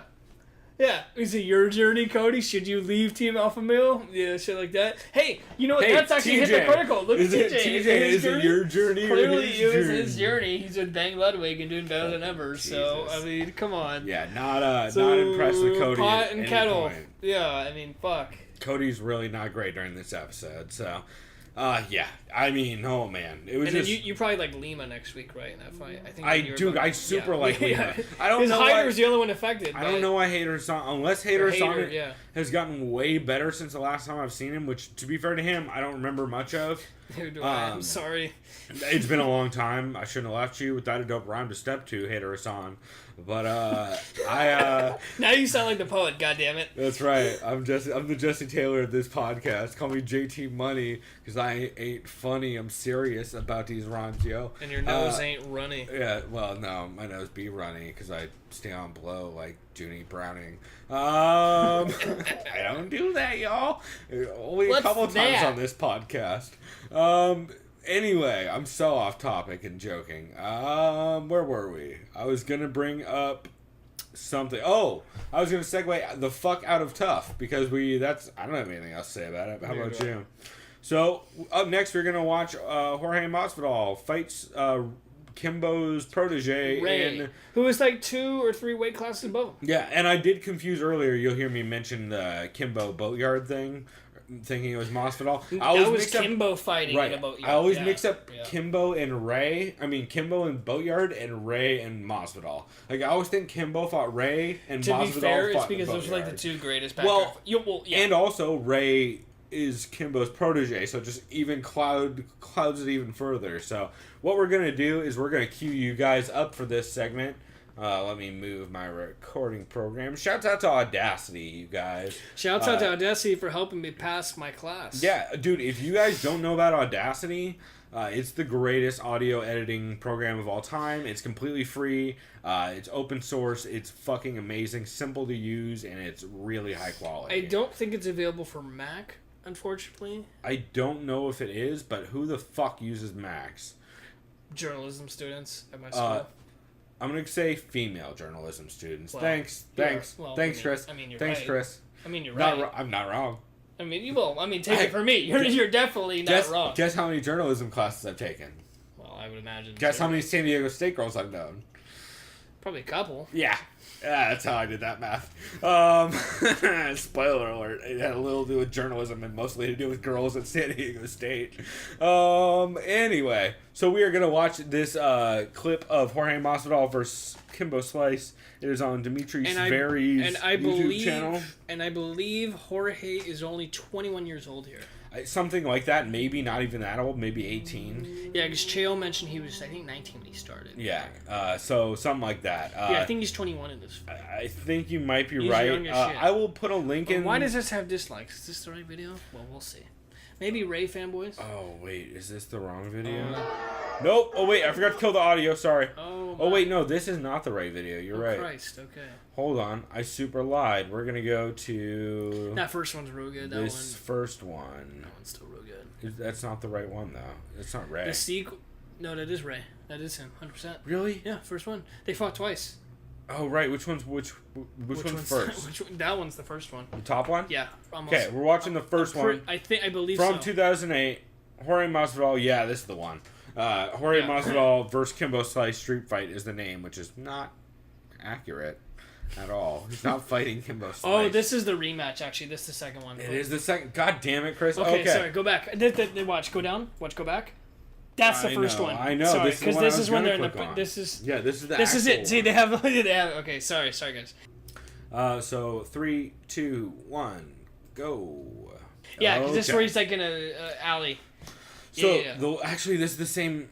Okay. Yeah. Anyway, the clip. So we will have a link in the description Yeah, I think Ray does like a thing where he fights one guy and then goes on to fight Jorge. He's like, Yeah. fuck it. I What is love that called they're, again? They're the just like, endurance fights? yo, super promos. Let's just fucking show people dropping fools. Gotta It's love the the potato hood. quality. Oh yeah, super potato call. Like potato in the fact that like it is widescreen, but it's not HD. Yeah, I guarantee you And there's be it's a also comment. smaller than Yeah. the actual. Well, like, okay, what year? This is 09, but see, the original video was like 05, bro. Like right when YouTube was like not even a thing. Oh, it was all filmed on the fucking. A goddamn a flip phone, No, these. I Right? bet you these were literally filmed on like like a the Sony Ericsson. mini DV tape recorders. Oh shit. Like, because I used to have one, like, Like right you always around see that smartest time. comment. Did you film this with your toaster? Yeah, you gotta love that. There Okay, it so is, here's Jorge. Stingbread, coming out in his jean shorts, top looking like left, a Diaz brother. In the top right pixels, Jorge With his- Inbred Masvidal with the samurai look. Yeah, with the well, longer with the man top bun, knot yeah. and everything. Yeah, yeah. They didn't call it man bun then, but they might now. Dude always had hella reach. Oh yeah, how tall is Masvidal? Like 5'11"? He's like or 5'10", 5'11". He's super long. Like he's not tall, he's just long. Yeah. In this one though, Ray doesn't look as heavy. I think it's a rematch. He gains a lot of weight. But either way, he looks at least like he's a welter and he's a lightweight. Yep. Both these dudes are throwing like surprisingly straight punches for a fucking boat or for Dude, a I just backyard realized that fight. we're watching potato quality. The one I watch is way better quality. But fuck it, who cares? We're We'll too watch. far in. Anyway, but dude, yeah, it's Jorge's just basically doing what he's A always very done. patient Hella striker. Yeah. hella jabs, and hella turning corners. Like, oh, He'll this go is a to the weird, body quite a bit too. Oh, this is some lame This edit. is a weird edited version. damn it. This sucks. Oh no, wait. You know what? They did a slow mo before it happened. This is a shitty version of this fight. We watched the shitty version, y'all. We Oh, well, watched the fuck potato it. version. Well, we know that. But then again, the sequel one we saw is in good quality. Well, we'll do the sequel one after this. How about that? Yeah. Since it's 5 minutes long, and since we didn't pick the 11-minute long version, which I think is the full version. So, Chris, really, the one we started on was the right one, and then you oh fucked Christ, it all really? up. Well, my bad. It's all good. We'll have the link in the description for both of these. These this is just hell. Oh, this is just a hell of Masvidal. Like he just has the exact same fucking movement that he used to. I know it's nuts. Like he just like Chael said, he's just The a difference boring, is he's it- just a born fighter, dude. Like Well, it's nuts. And the difference is his wrestling game and his Oh, it's probably improved well, dramatically. and his smoothness with all of his like movements. Like he would never even get hit by this dude anymore. Like he would literally slip everything nowadays and make him. Look Oh, like, that's what's insane. He looked I like bet you, Anderson like, Silva. I in bet this you fight. how much I remember that guy Ray if he's not in jail or at least if he's doing I think he okay. died. Oh, well, I was kind of being an asshole saying he's not in jail, but considering Jorge's these just do, fucking him up. I was considering that it's backyard fights. Did you you're throw a probably high gonna be kick in the jail. middle of that? See, a lot of these guys do a little clinch to each other, a little knee and that kind of thing. What I was gonna say is, if Ray, if he's alive, or any of these guys see Masvidal and they're like, wow, that guy's legit as fuck. You know, all of those. Masvidal motherfuckers. just keeps letting him reach and then fucking banging on him with the right hand. Dude, you already even know before Kimbo passed away, he's probably looking at Masvidal and shit and Strikeforce and all that. Probably saying, damn, I should have chose him. Yep. You know. Or, well, maybe not. Because clearly Well, I mean, Masvidal- he brought Masvidal in, to be fair. Oh, yeah, huh? So, like, it brings him just as much... Oh, man, this dude has nothing left right now. He's done. He's done on his feet. He's so gassed. And Jorge Yeah, I still remember I got actually showed this fight to Trevor. And he remembers, not this fight, but the Kimbo and the... Boatyard one. The Yeah. eyeball. yeah. Sean, man, that's no, it gross. wasn't Sean Gannon. Sean Gannon's my favorite Kimbo He was the fight. Boston cop, yeah. Like Yeah, the big that's white one of the dude, right? best Just fights kind of of all laid and time. preyed on him, right? Keurig from the Underground and Chris from the Underground, the MMA Underground forums are actually the guys who set that fight up. Oh, wow. Because it was like... Oh, yeah, because remember all the comments when I watched that rumored. years ago, go fucking pussy. Well, and Sean Gannon... fucking lay on him, that's not fighting, bro. Oh, that's damn. not-" Oh, damn. I know, yeah, oh, he, damn. he has him backpedaling like a motherfucker. Dude, I don't even Yeah, look at remember it. this He fight. like tries to clinch. He, like, Because there's no takedown. yeah, I It's know. like- Yeah, 'cause but he thought about in it. all of these Yeah. fights, outside of, until like... Look at that Alex- dude. It's like Yeah. his Until like... fucking Oh, man. Dude, it's Masvidal's just nuts, teeing yeah. off. This is ugly. Oh, Dude, shit. Masvidal still had that... Always had that sharp, Look at tight that, dude. boxing. Look, yeah, this is where He's he just beats him. This is where he walking beats away. him. This is Why where, is like, it's no done. one... It's done. It's done. Yeah, See, you no, gotta it's stop done. that. Dude just walking away. Oh, and he's leaking like crazy, and he goes back to the car, and Kimbo's like, "You all right?" You know, because he's worried about his boy. You know, and he's just like, "No." Dude, yeah. Fucking Jorge Masvidal. Oh, I forgot there is a round 3. Wait, there's. Oh, yeah, there is. He Jesus. comes back. Well, he got him with a good right there, but still. Yeah, but this dude's got like 10 seconds of gas. He's done. Exactly. He's Look at that. done. He's done. Why would the spinning back face? God, the spinning shit. Oh, he just shit. gave up after this. No, yeah, that's why. Like he's like, y'all, you know, oh, you. And then Kimbo's like, fuck. Jesus, that was not great. Yeah. The sequel is, however, because it's actually All right. more competitive. So we're starting the sequel. Did we cue Okay. that up for everybody last time? We didn't, did we? No. Oh fuck. Well, hey, you guys, you didn't miss out on much. We will actually cue this one up. This one, You know what? This one looks like it's not potato. Right? I'll put a clap in the or I'll edit in a cue for that one for you later when I edit this. But we are gonna watch Jorge Masvidal versus Kimbo's Slice Ray Street 2. fight. Whatever, it's the second fucking one. Ray 2. I'll have it in the description. Yeah. So 3, 2, 1, go. I don't think this is potato. Well, not. Well, I mean, it's pretty potato because Kimbo Slice is really blurry. All I can see is a black mass on his face. I can't really see hair. Just see a beard. There's some skinny boys in this video. Oh yeah. Jorge Masvidal coming out looking very, very, very Latino. Or Cuban, I should say. See, Ray got bigger for this. Also, fight. he has hand wraps now. Ray Yep. does look way bigger. How do you think his cardio is? I'm going to say worse. I'll just say this as a spoiler. Don't spoiler Okay, because... Okay, never mind. You seen didn't hear this. shit. Yeah. But, spoiler alert, one of them's in the UFC, the other one's not. So I'm going to go ahead and pick on that. So far, a lot of circling. It feels like Ray is really, like, trying to All I'll pick say his in this spots. fight, there's a lot of kicks in this fight compared to the first one. So either they changed the rules or... Yeah, I'm sure they did.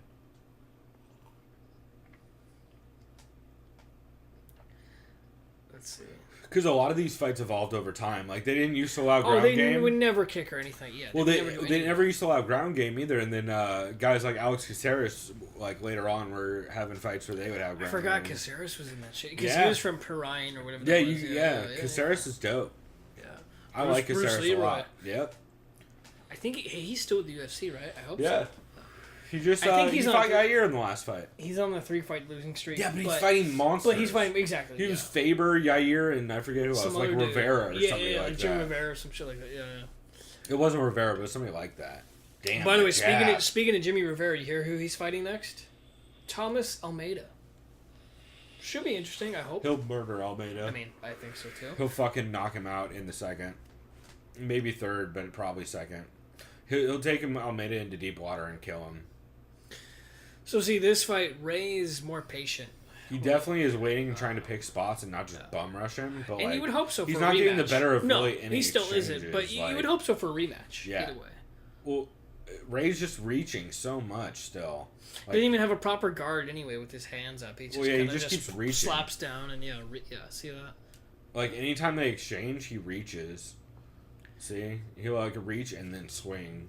Right, whereas Jorge's just picking him, sliding, banging on him with the right hand, hitting the jab, throwing a low kick, throwing a shot to the body. Ooh, that was a decent like clubbing left. Cool. Ooh.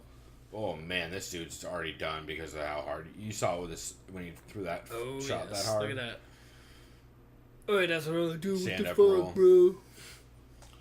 Go back up, let him get up. Oh, yeah, he drops him there. See this once right there. He drops his ass Oh, there. shit. Pretty bad. Yeah, see that? That's the only time. I forgot they have a 10 count. Yeah. See, he like drops him once. Hit him hard. I mean, with he that, hit him with really that cross clean. right. Yeah, it was super clean. But Masvidal has a mega chin, so. Or as Joey Diaz calls him, Jorge Masvidal. Hey, Jorge Masvidal. He says Masvidal. Yeah, and then Masvidal, when he's talking to him, he calls him Masvidal.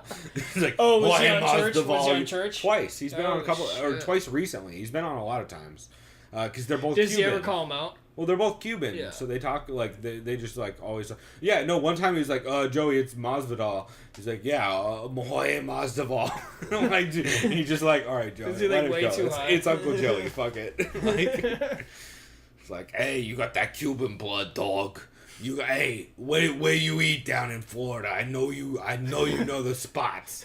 He's like, "Oh yeah, I'm getting fucking payas." I gotta look at that one up. That sounds hilarious. Dude, they're amazing. The two, I'll link them in the podcast description for this episode.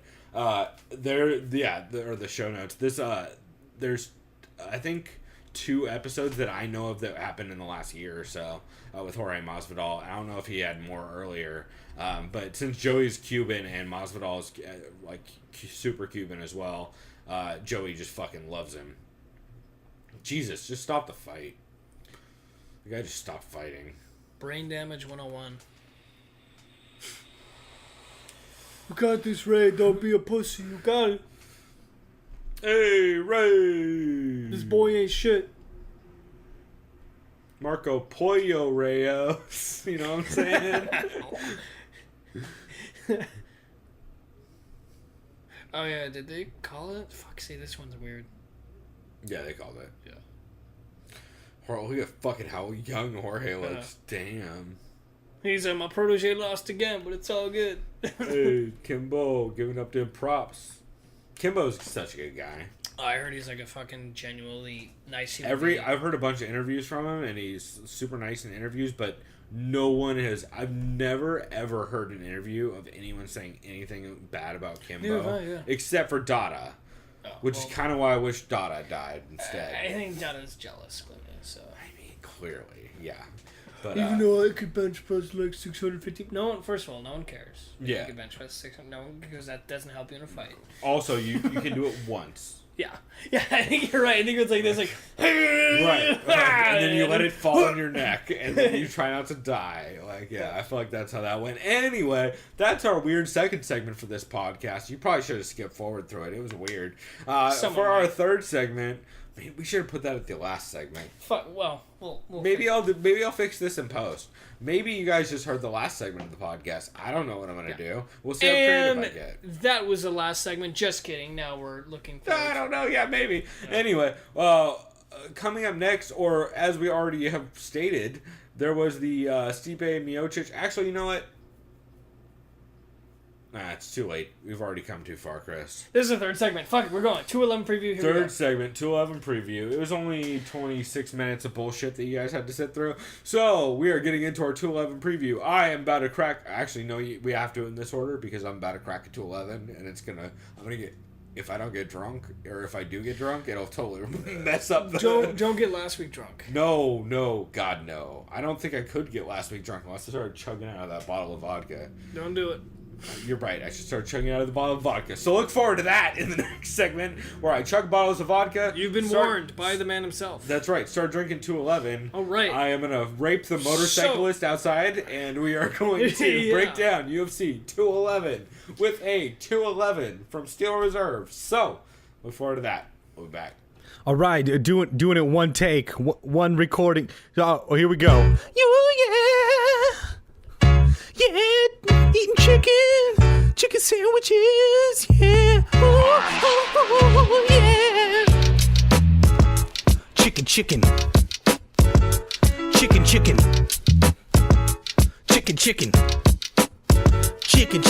sandwich, Steel Reserve, chicken sandwich, oh yeah, chicken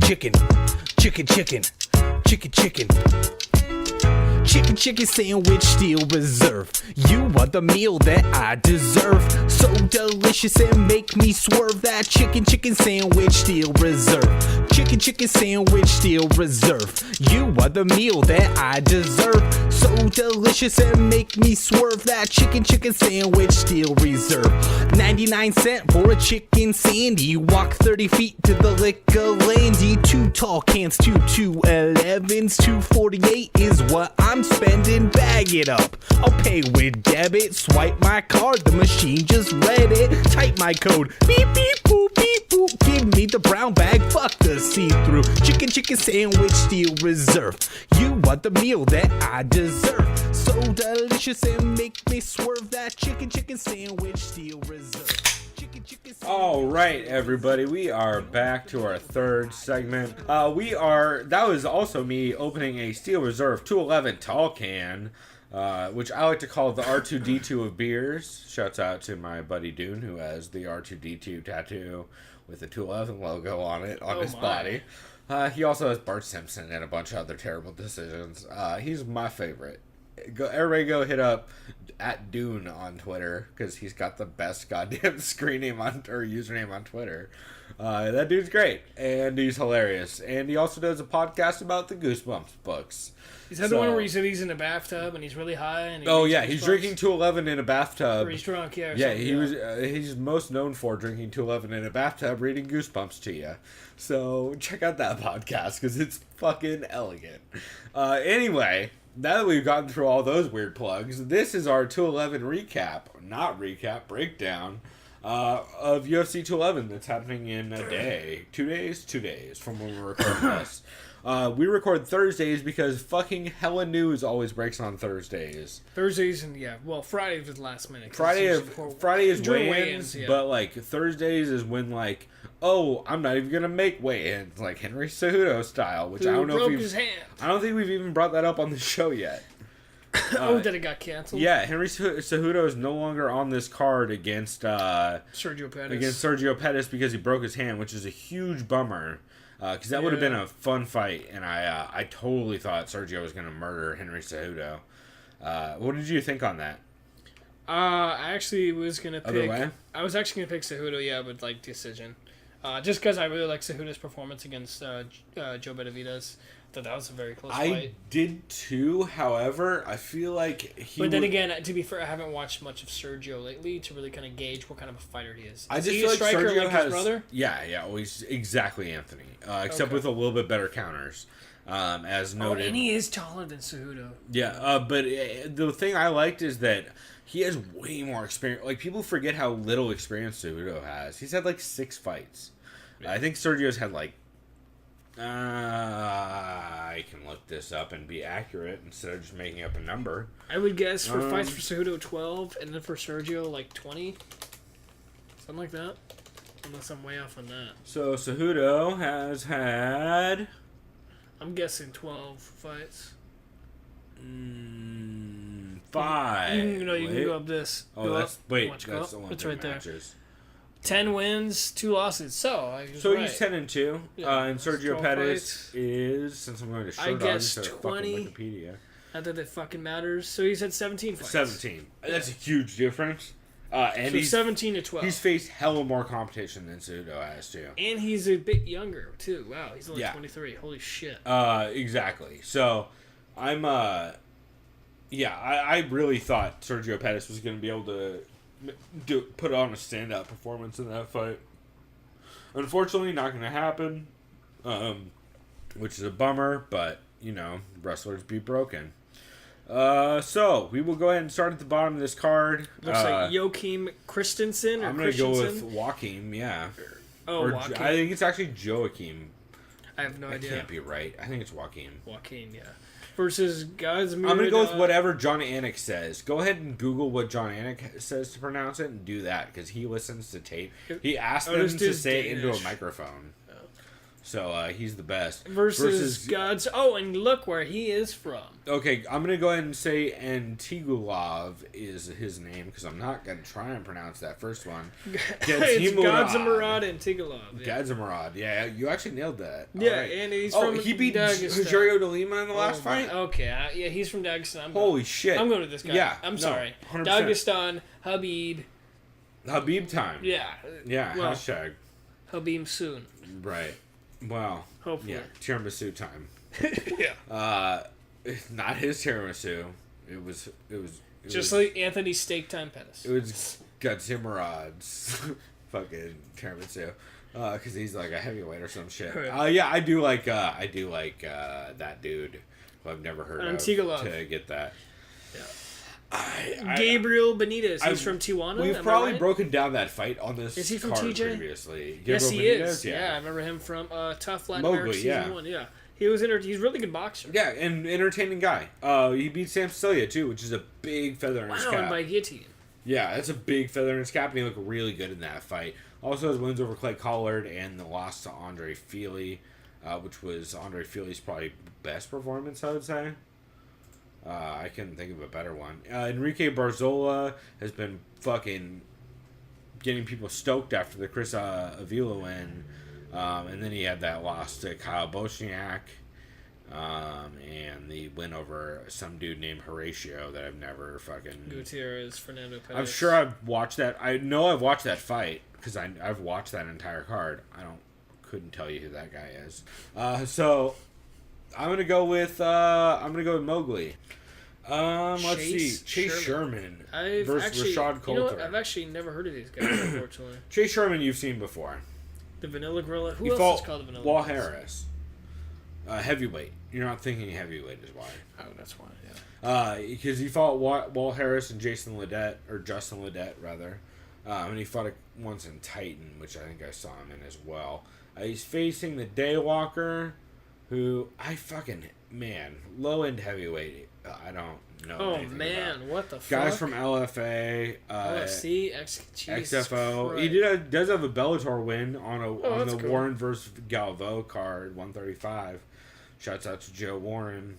Fucking everybody go subscribe to Sean Funky and the Baddest Man podcast. Also a Shark Fights win. Favorite name of a promotion ever, Shark Fights. That's pretty great. It's in Florida too. It's real good. I really enjoy it. I'm gonna obviously go Chase Gormley in this one. Sherman. Yeah. Sorry, what? Oh, there is a dude named Chase Gormley, and if you look at the way Oh yeah, Gorilla's Chase cut the off, Vanilla it's literally cut off yeah. GOR on my tabs as well. Yeah. Chase the Vanilla Gorilla, Swanson, Sherman. That's the one. The one that sounds like a German Samsonite. tank and looks like a German tank. That's the one I'm picking to win. You look like she got out of the Panzer. Yeah. How are you leaning on this one? I would say Sherman as well. Yeah. Yeah, like I said, it's kind of hard to put your trust on. I mean, dude from or LFA is lesser like, known as organization. much as I love LFA fighters because they're a bunch of goddamn monsters. Generally, I haven't seen enough of their footage because they're only on Access TV. And who the fuck has Access TV? Jessica Aguilar, Jag, more famously known, is she the first of many ATG fighters? Probably not. There's probably an ATT fighter already. Anyway, one of 9 ATT fighters on this card, we'll say. Yep. She is recently coming off the loss to Claudia Gadelia, and then hella wins in WSOF. Once touted as one of the biggest 115-pounder dynamos in the sport. She was long thought to be the best up until JJ came around. And she got thrown clearly into the deep end in her first fight in the UFC, going straight to Claudia Gadelia. It's fucking crazy. Oh, yeah. She's taking on Courtney Casey. Courtney Casey coming off of a loss to Claudia Gadelia as well. However, she has that big win over Ronda Marcos, which really, I feel like, kind of put a stamp on her position and vision. Courtney Casey, I've seen a lot of people this week picking Courtney Casey in podcasts and stuff like that. But I don't know, man. I feel like this is a very good matchup to see where both these people fit in this division. I feel like this will really level out like where everybody is in the 115 division on the bottom part of the top 10. I don't know, since I'm more or less unsure, I'm just going to go with experience. And Jessica Aguilar, she has way more fights considerably than Courtney Casey. I'm for sure going with Courtney Casey by decision. I think if not by well, actually, no, wait. Let me look for a second. Yeah, I'm going Courtney Casey decision. I'm probably wrong. I feel like if I hadn't noticed the layoff, I was gonna go Jag, because she's so fucking tough and she's been around for so long and she's been killing people, and she had the one loss. However, being out that long and that's your only fight in the UFC and you're out that long, I feel like you're gonna have the same issues in stepping in the bright lights again, just like you did the first time if you're out for that long, even if you've been in the UFC forever. Yeah. So I feel like that might catch up with her, and Courtney Casey's really been, despite the recent loss, has really been like showing the fuck up to fights. That Randall Marcos win was huge, and not a lot of people had picked that ahead of time. And I think she's just gonna be able to pull this one out. This next fight is gonna be fucking awesome, Chris. Yeah, I was trying to decide who I would choose right now between those. I'm kind of leaning towards Paulo Reyes, but Vic has probably a surmountable size. Yeah, Actually, no, he's kind of tall though. So the 5'11". Texecutioner, 5'11", 155, is taking on James Vick, 6'3", 155. Yeah, okay, that's because he does have a height. Huge I remember, height advantage. He's the biggest lightweight by far. Yeah, that's why I always remember him because. And he's very good. Yeah, like, he was super on the underrated. He was on tough. season 15. Ronda Rousey, I think, 16. No, he was on 15 with Was Cruz. it 15? Cruz and Faber. I think Oh, he was you're on right. I Cruz's think you're team. right. Yeah. I think you're right. I just remember because Cruz is like, dude, how the fuck do you go down to lightweight when you're like 6'3"? Well, because Cruz doesn't drop a ton of weight, like even Yeah. for a wrestler. Yeah, I think Cruz only drops like 15 pounds, 20 pounds max. Yeah, James Vick is coming off the win over Abel Trujillo, lost to Benil Dariush, and went over Guico Franca. Also has a win over Jake Matthews, which is looking better and better as time goes on. Man, yeah, he had that rough loss to Benil Dariush, but to be fair, you're throwing him into the deep end early in his career with that. Like, as is, what's that? That would be his 10th fight ever. He's fighting Benil Dariush. That's fucking rough. And he rebounded well, getting that Bravo on Abel Trujillo in the third. That's right. Nasty Bravo from what I remember. And he's one of those guys that's so long that he can hit those from crazy angles. And, Oh yeah, and he's got that, sprawls. especially when you got those long arms. Like, you it's gotta go from with those standing kind of in and chokes. sprawls. When you have those really long arms, all the Darces and Bravos and everything open up in insane angles. Like, you can hit him from ways that people just never see coming. Oh, I remember he was in that gnarly fight with Maestro. Marco Polo Reyes, with Dong Young Kim. They had that nuts. fucking war. Yeah, Marco Polo Reyes is no fucking joke on the feet. He murders dudes on the feet.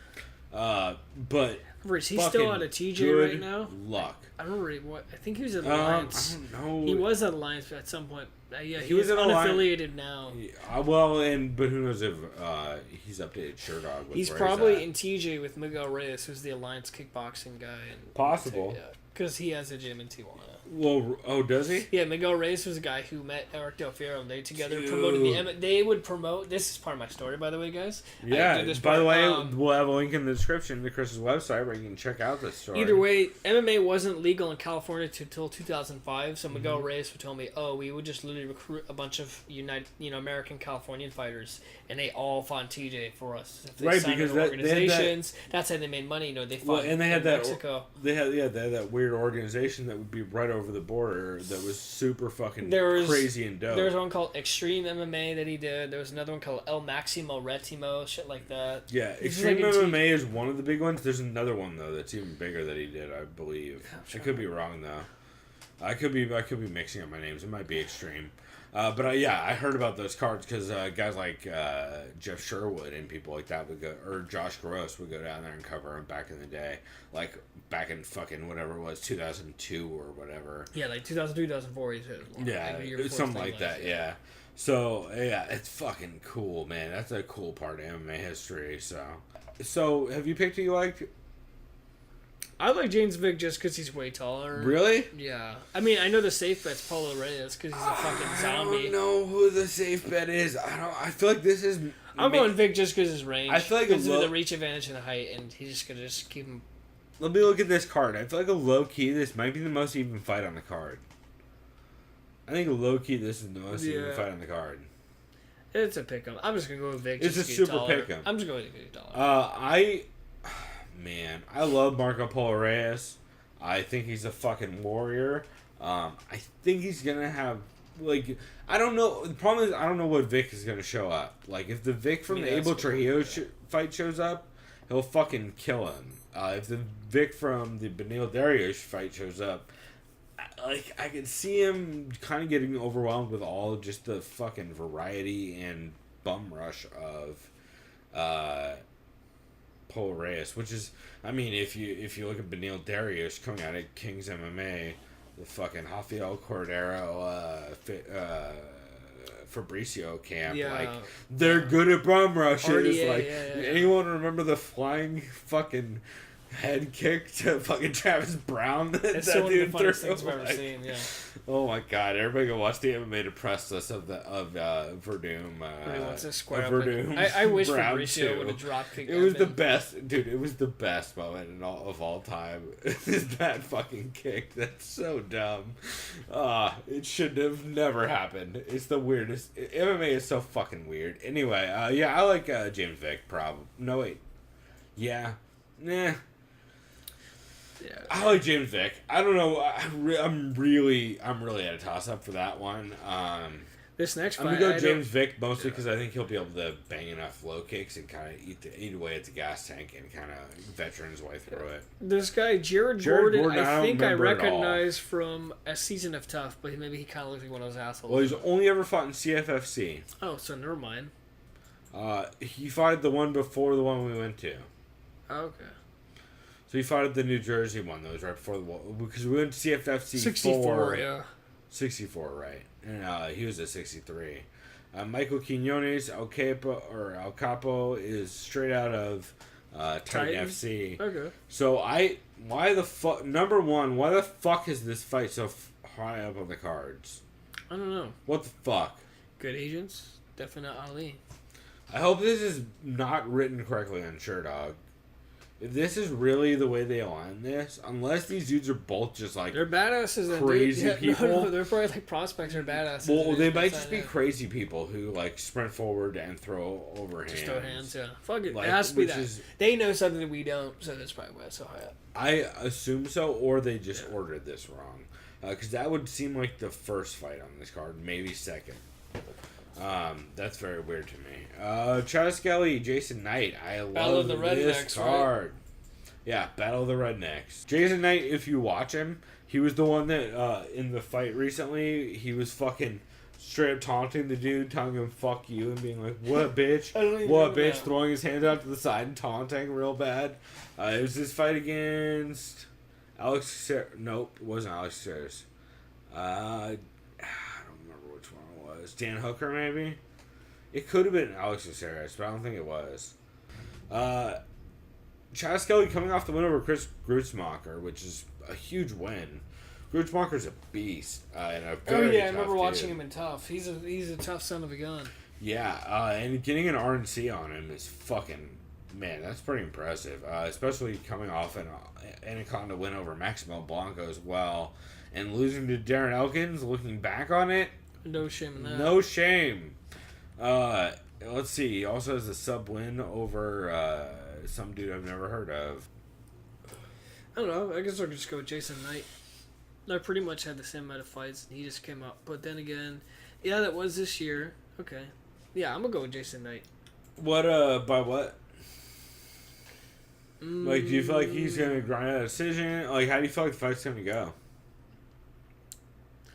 I think he's going to grind a decision. He's probably just kind of trying to keep more pressure in the stand-up.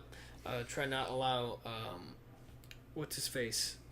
Chaz Skelly to kind of get him on the ground. Because I feel like Chaz Skelly's probably the more talented grappler or submission artist. For sure. I mean, so, I feel like... Yeah. Well, from my opinion, like, I'm leaning toward Chaz mostly because if you can out-grapple Chris Grutzmacher... I'm so bad at pronouncing that dude's name. Grits. It's like Grits. It's Grits. Yeah. Chris Grits. Chris Grits. There you go. If you're out grappling that dude on the ground, I feel like I'm pretty confident in your fucking wrestling game. Because Chris Grutzmacher went real far in the Ultimate Fighter by just wrestling the shit out of everybody. So I feel like that was pretty well done. So I'm gonna lean Chaz in that fight, but I'm not ultra confident either way. But this is when I'm starting to get really hyped about this card. Oh shit. Eddie Alvarez versus Dustin the Diamond Poirier. Dustin with hair. We'll go ahead and say, just for posterity's sake, Eddie Alvarez coming off the wins over Gilbert Melendez, Anthony Pettis, RDA, and the loss to Connor. Dustin the Diamond Poirier coming off of the wins, or the loss to Conor McGregor, win over Carlos Diego Ferreira. He had some Medeiros, Joe Duffy, it's impressive. Bobby Green's impressive.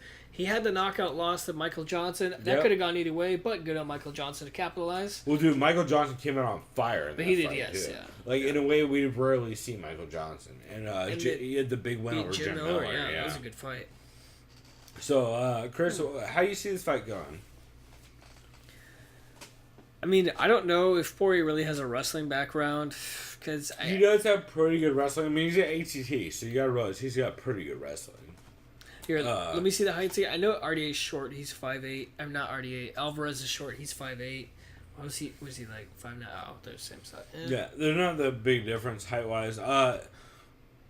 So, like, how big of an effect do you add up Eddie Alvarez just recently losing to Connor? Like, do you factor that in largely or not? It's definitely going to be a factor in as far as if Eddie thinks his game plan is going to be exchanging on the feet more so than wrestling. I know his strength is mostly in wrestling. And Dustin Poirier is one of his weaknesses is strong wrestling. Strong wrestling, yeah. Like, don't mix it up well, we should say. I know. The thing is, I just think I like Eddie in this fight because I think he's going to commit to the wrestling. I remember I heard a podcast. Eddie was talking about he has a lot of respect for Dustin because I think Dustin knew a friend who also knew Mark Henry, that kind of thing. So they've seen each other, they've trained with each other.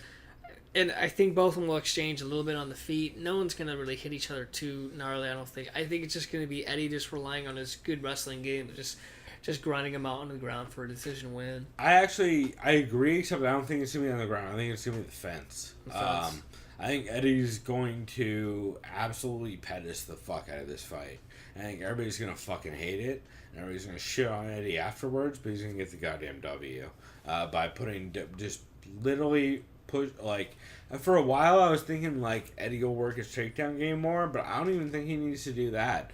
I think what he needs to do is work his takedown game in conjunction with just constantly pressuring Poirier and putting him, like, just pressing him.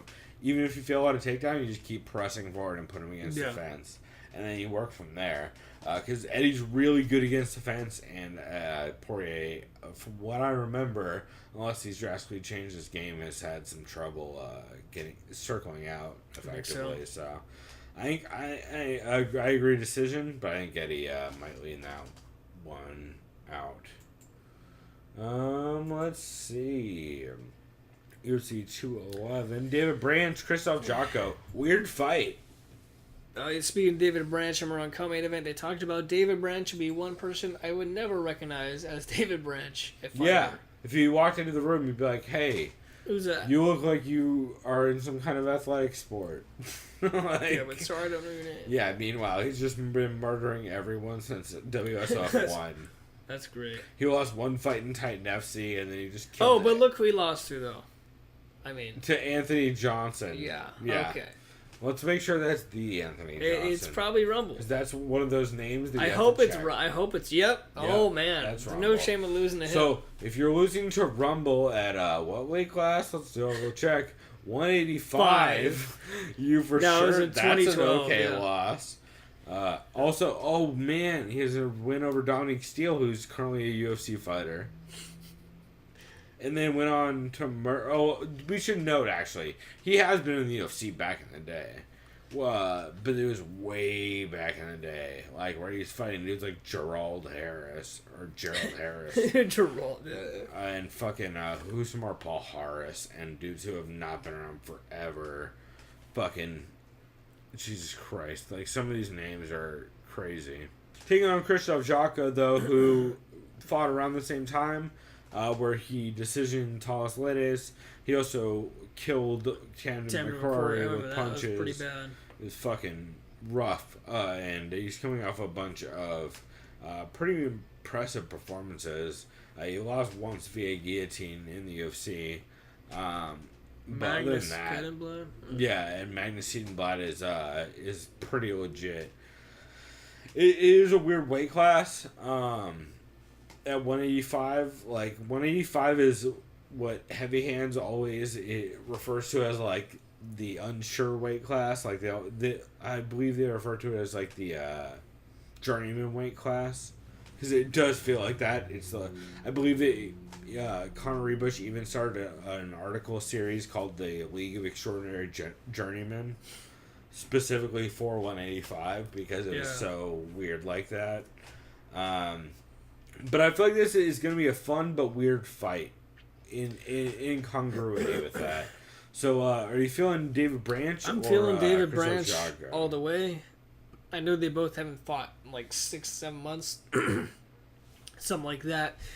But I like who David Branch has beat when I see his resume. It's definitely he's got some big names on there compared to. I know Krzysztof Jotko's younger. Jotko's also had a raw. fire under his ass recently. Like, Yeah, people are hyped on that dude. I also saw him get his head cut off in the movie Logan, so that's kind of interesting. Krzysztof Jotko? Yeah, he played a bad guy. He was like Really? Set, yeah. Everybody go look that up. I'm pretty I didn't sure know about that. if it's not him, it's some other fighter. Someone on a podcast listened to mention that. Oh, Matt Serra, of course, because he's a huge comic book nerd. He's like, oh, Krzysztof Jotko or something like that was in Logan, something like that. Yeah, so everybody go check out UFC Unfiltered podcast with that. Yeah, I'm probably wrong, but I know someone got their head cut off in the movie Logan. That's a UFC fighter. I think it was Jotko. Either way, on a serious note, he looks very European. So I mean, yeah, it adds up. Yeah, as far as I think I'm just gonna stick with David Branch. He's fresh off the WSOF, or I don't know what it's called now. Like always, it's PFL. Professional Fighters League, Chris. Oh, how great and not bland. So next we are talking about Frankie Edgar and Yair Rodriguez. Holy shit, what a fight! Like as much as I'll let you talk first, actually, because I'm gonna say some shit. Here, go ahead and spell it out. Well, So, first of all, I mean, Frank Edgar needs no introduction. Former lightweight champion, which is nuts in itself. And he's his size. He's literally been murdering everyone except for Aldo. He's fought a who's list. It's insane. This dude's resume. And people aren't talking about what he did to Jeremy Stevens either. Like, First no of one all, has even he addressed survived that fight. Jeremy Stevens, which is cool. Yair Rodriguez coming off of big wins. His big wins were definitely Rafael Caceres. BJ Penn, I don't want to discredit the legend that Penn is, but I guess he's had way more fights than I thought he has in the UFC. And He fought two dudes that I've never heard of. To be fair, when he fought Penn, apparently that was the first time ever in UFC history that Penn was knocked down. I did not know that. Someone mentioned. I heard it on a podcast. I've seen your fight. Yeah, he has the advantage in height and reach and all that stuff. But as far as style matchups, Frankie's dealt with people who are strikers. Yair is primarily a Taekwondo kickboxer style fighter. And I think Frankie's going to use his timing to his advantage and just counter those and just duck the leg kicks and just tackle him to the ground. Keep him there. He's just going to let him burn energy on dumb fucking spinning shit where Frankie's way too far outside, or Frankie's going to crowd him where he's not going to be able to use any of the kicks and just put him on his back the entire time. Yeah. It's gonna be great either way. I'm looking very forward to it. Totally and agree. This next fight is the real main event. This is the real main event as far as I'm concerned. Yeah. I care more about this fight than any other fight on the card, for sure. Damian Maia versus Jorge Masvidal. Well, as you can tell by our previous segment, I'm a big Jorge Masvidal fan, but I'm also a very, very big Damian Maia fan. People underestimate Damian Maia. The fact that he can just single leg everyone in the world, take them into half guard, he's so badass. He's associated with himself. Look at that. All he does is nowadays he's cut his whole entire game into, I'm gonna take you down. I'm gonna get half guard. I'm gonna pass. No, I'm gonna pass the 3/4 mount. Yeah, that's true. I'm gonna get mount. You're going to turn over and I'm going to choke you unconscious. Like, that's his game in every fight now. And he doesn't ever fail at it. The only scenario I see Maia winning is in, like, the first 2 minutes, or, like, just half of the first round, where he just kind of just catches Masvidal against the cage, or someone trips and falls, he gets back choked. So that way, the way I'm leaning towards the fight, though, is towards Jorge Masvidal. He's a gamer. He's been throwing hands since he for at least fucking 15 years. I don't know how old he is now. Yeah, well, I mean, you can see in our second segment. Yeah, in our second segment, we just saw him fight. This dude's been doing it since basically day one when he just felt like he wanted to fight. Yep.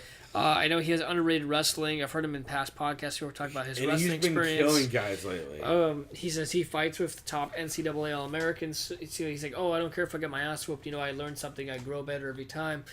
I like his confidence right now. I know Maya can win in the first round, and he could probably do it to pretty much anyone in that division. But as far as the time is now kind of thing, this kind of style matchup, I really like Masvidal, man. He's just way too good on the feet. We saw what Robert Whittaker did to a grappler submission artist like Jacare Souza, and I think it's going to be a mirror image of that fight, at least for me. I mean, I completely know agree. Maya will still be the popular pick, but Maya, it's just that Masvidal, probably, I would argue Maya might be a smart pick. If you were playing by the numbers, Maya's a smart pick, I feel like. If you were to pull out a stat sheet and put everything down on paper, I feel like Maya is the guy you go with. However, there's something about Jorge Masvidal and the way he is just, I forget who described him as very fluid. They said they talked to one of his trainers and they described him as fluid. I think it was Submission Radio a couple weeks ago when he was on there. There might have been somewhere else recently as well. So I don't think I listened to one a couple weeks back, but someone described Jorge Masvidal as very fluid, just in his way of being able to work with takedowns and not get stuck in positions. And I feel like that's a very, very apt description of this fight. I totally agree with you. I feel like if Damian Maia gets him down, gets his back, and can sink hooks in the first or can backpack on him in the first round, that's fucking trouble for Jorge Masvidal. Anybody that's ever seen the Toby Amata fight knows what I'm talking about. But Jorge Masvidal is very fucking sharp and very on his game right now. And the way he was promising violence and the way he's been delivering it, he just said, I'm the guy that the UFC asks to beat up the guys they don't like. Yeah. Well, and he even said with Don Cerrone, he's like, man, you guys wanted violence with Cerrone? This shit's going to be different. This is X-rated. You thought that shit was PG-13. This is X-rated. I'm gonna fuck Damian Maia up, which is exactly the kind of mentality you need to have going into a Damian Maia fight. Plus, Jorge Masvidal is very hard to take down and very hard to keep down when you get him down. He's super good at catching underhooks and sprawling out. It's probably my favorite fight of the card. Yeah, 100%. So JJ is taking on Jessica Andrade. Jessica Andrade coming off the win over Angela Hill, which was not as dominant as people wanted. I actually thought she was going to finish Angie Hill. So Chris, how do you feel like this fight's going to go? I'm just going to Joanna right off the bat. She has a size advantage. What kind of game plan do you feel like she's going to implement? Because you got to realize she's working at ATT, where it's a big wrestling. I know she's going to anticipate Andrade shooting for takedowns to try to get her on the ground, or at least lean her up against the fence. But I think Joanna has two. She's probably trained a lot, mostly in wrestling. I'd say is probably 60% of her camp or takedown defense. And what she's going to do is I would agree. She was going to rely on her superior striking. She's clearly a top striker pound for pound. I mean, if Frankie Edgar is calling you one of the best in the building in the UFC, if Frankie Edgar is saying you're one of the best strikers in the UFC, you're doing I think what's going to happen that front. What's going to happen is Joanna's going to just be flurrying just too fast of a pace for Andrade, where Andrade's going to panic and just try to shoot all the time. Has to be things where she just keeps shooting for a takedown and throwing wild punches. And I think Joanna's going to just keep cutting off angles, keep her against the cage, and I think she's actually going to get a TKO, probably the third or fourth. I think she's going to finish her. I agree and disagree with you. So I think the way it's going to go is Joanna's going to put Joanna will probably lose a takedown at some point. Andrade will get on top. It's not going to mean much. She's not going to be able to do much with it. And then our round will end. Maybe probably the first. Because I think Andrade's going to come out really fucking hard in the first round. Because I think that's the way you try and beat JJ, is you try and fucking come out on fire. I think that's a decent game plan. I think she burns a lot of energy, and then after that, I think it's going to be a lot of JJ just counter wrestling and fucking pummeling her. And then, eventually, I see JJ probably getting TKO in the third, fourth. So we are finally to our main event. Holy shit. This fight, man. I don't know about you. Are you pretty hyped for this fight? Like, Oh yeah. I feel like I'm more hyped for most of the rest of the card, but I am still very. But it's like excited for you it. say, oh, this is still a fun, great fight when you look at it. Yeah. Right, like it's not the. It's not. It doesn't quite have a heavyweight feel to it, though, right? Yeah, it's probably because they're both real nice people, and it's like they're not really like that violent looking. Or Well, aggressive. that and like, we all know like the give it 2 fights, and like there's probably 2 other people who should be fighting for this. Yeah. Like if Kane was healthy, he probably should be fighting. Yeah, I think it's because it's JDS is in there. That's probably why it kind of throws it off. JDS makes everyone nervous at this point with heavyweight titles because it's like, bro, how many of these can we let you lose? Like, this is 4, right? He lost twice to Kane. Who did he also lose to? I don't know. He lost twice to Kane. Didn't he lose to Verdum? That wasn't for a title, though. Huh? No.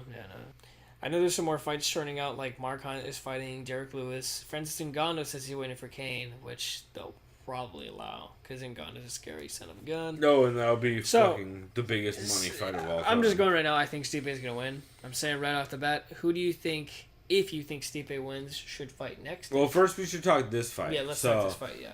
I like Stipe if he is able to handle JDS for a round without getting jab crossed to death. Yeah. If he is Ben Rothwell, he's fucked.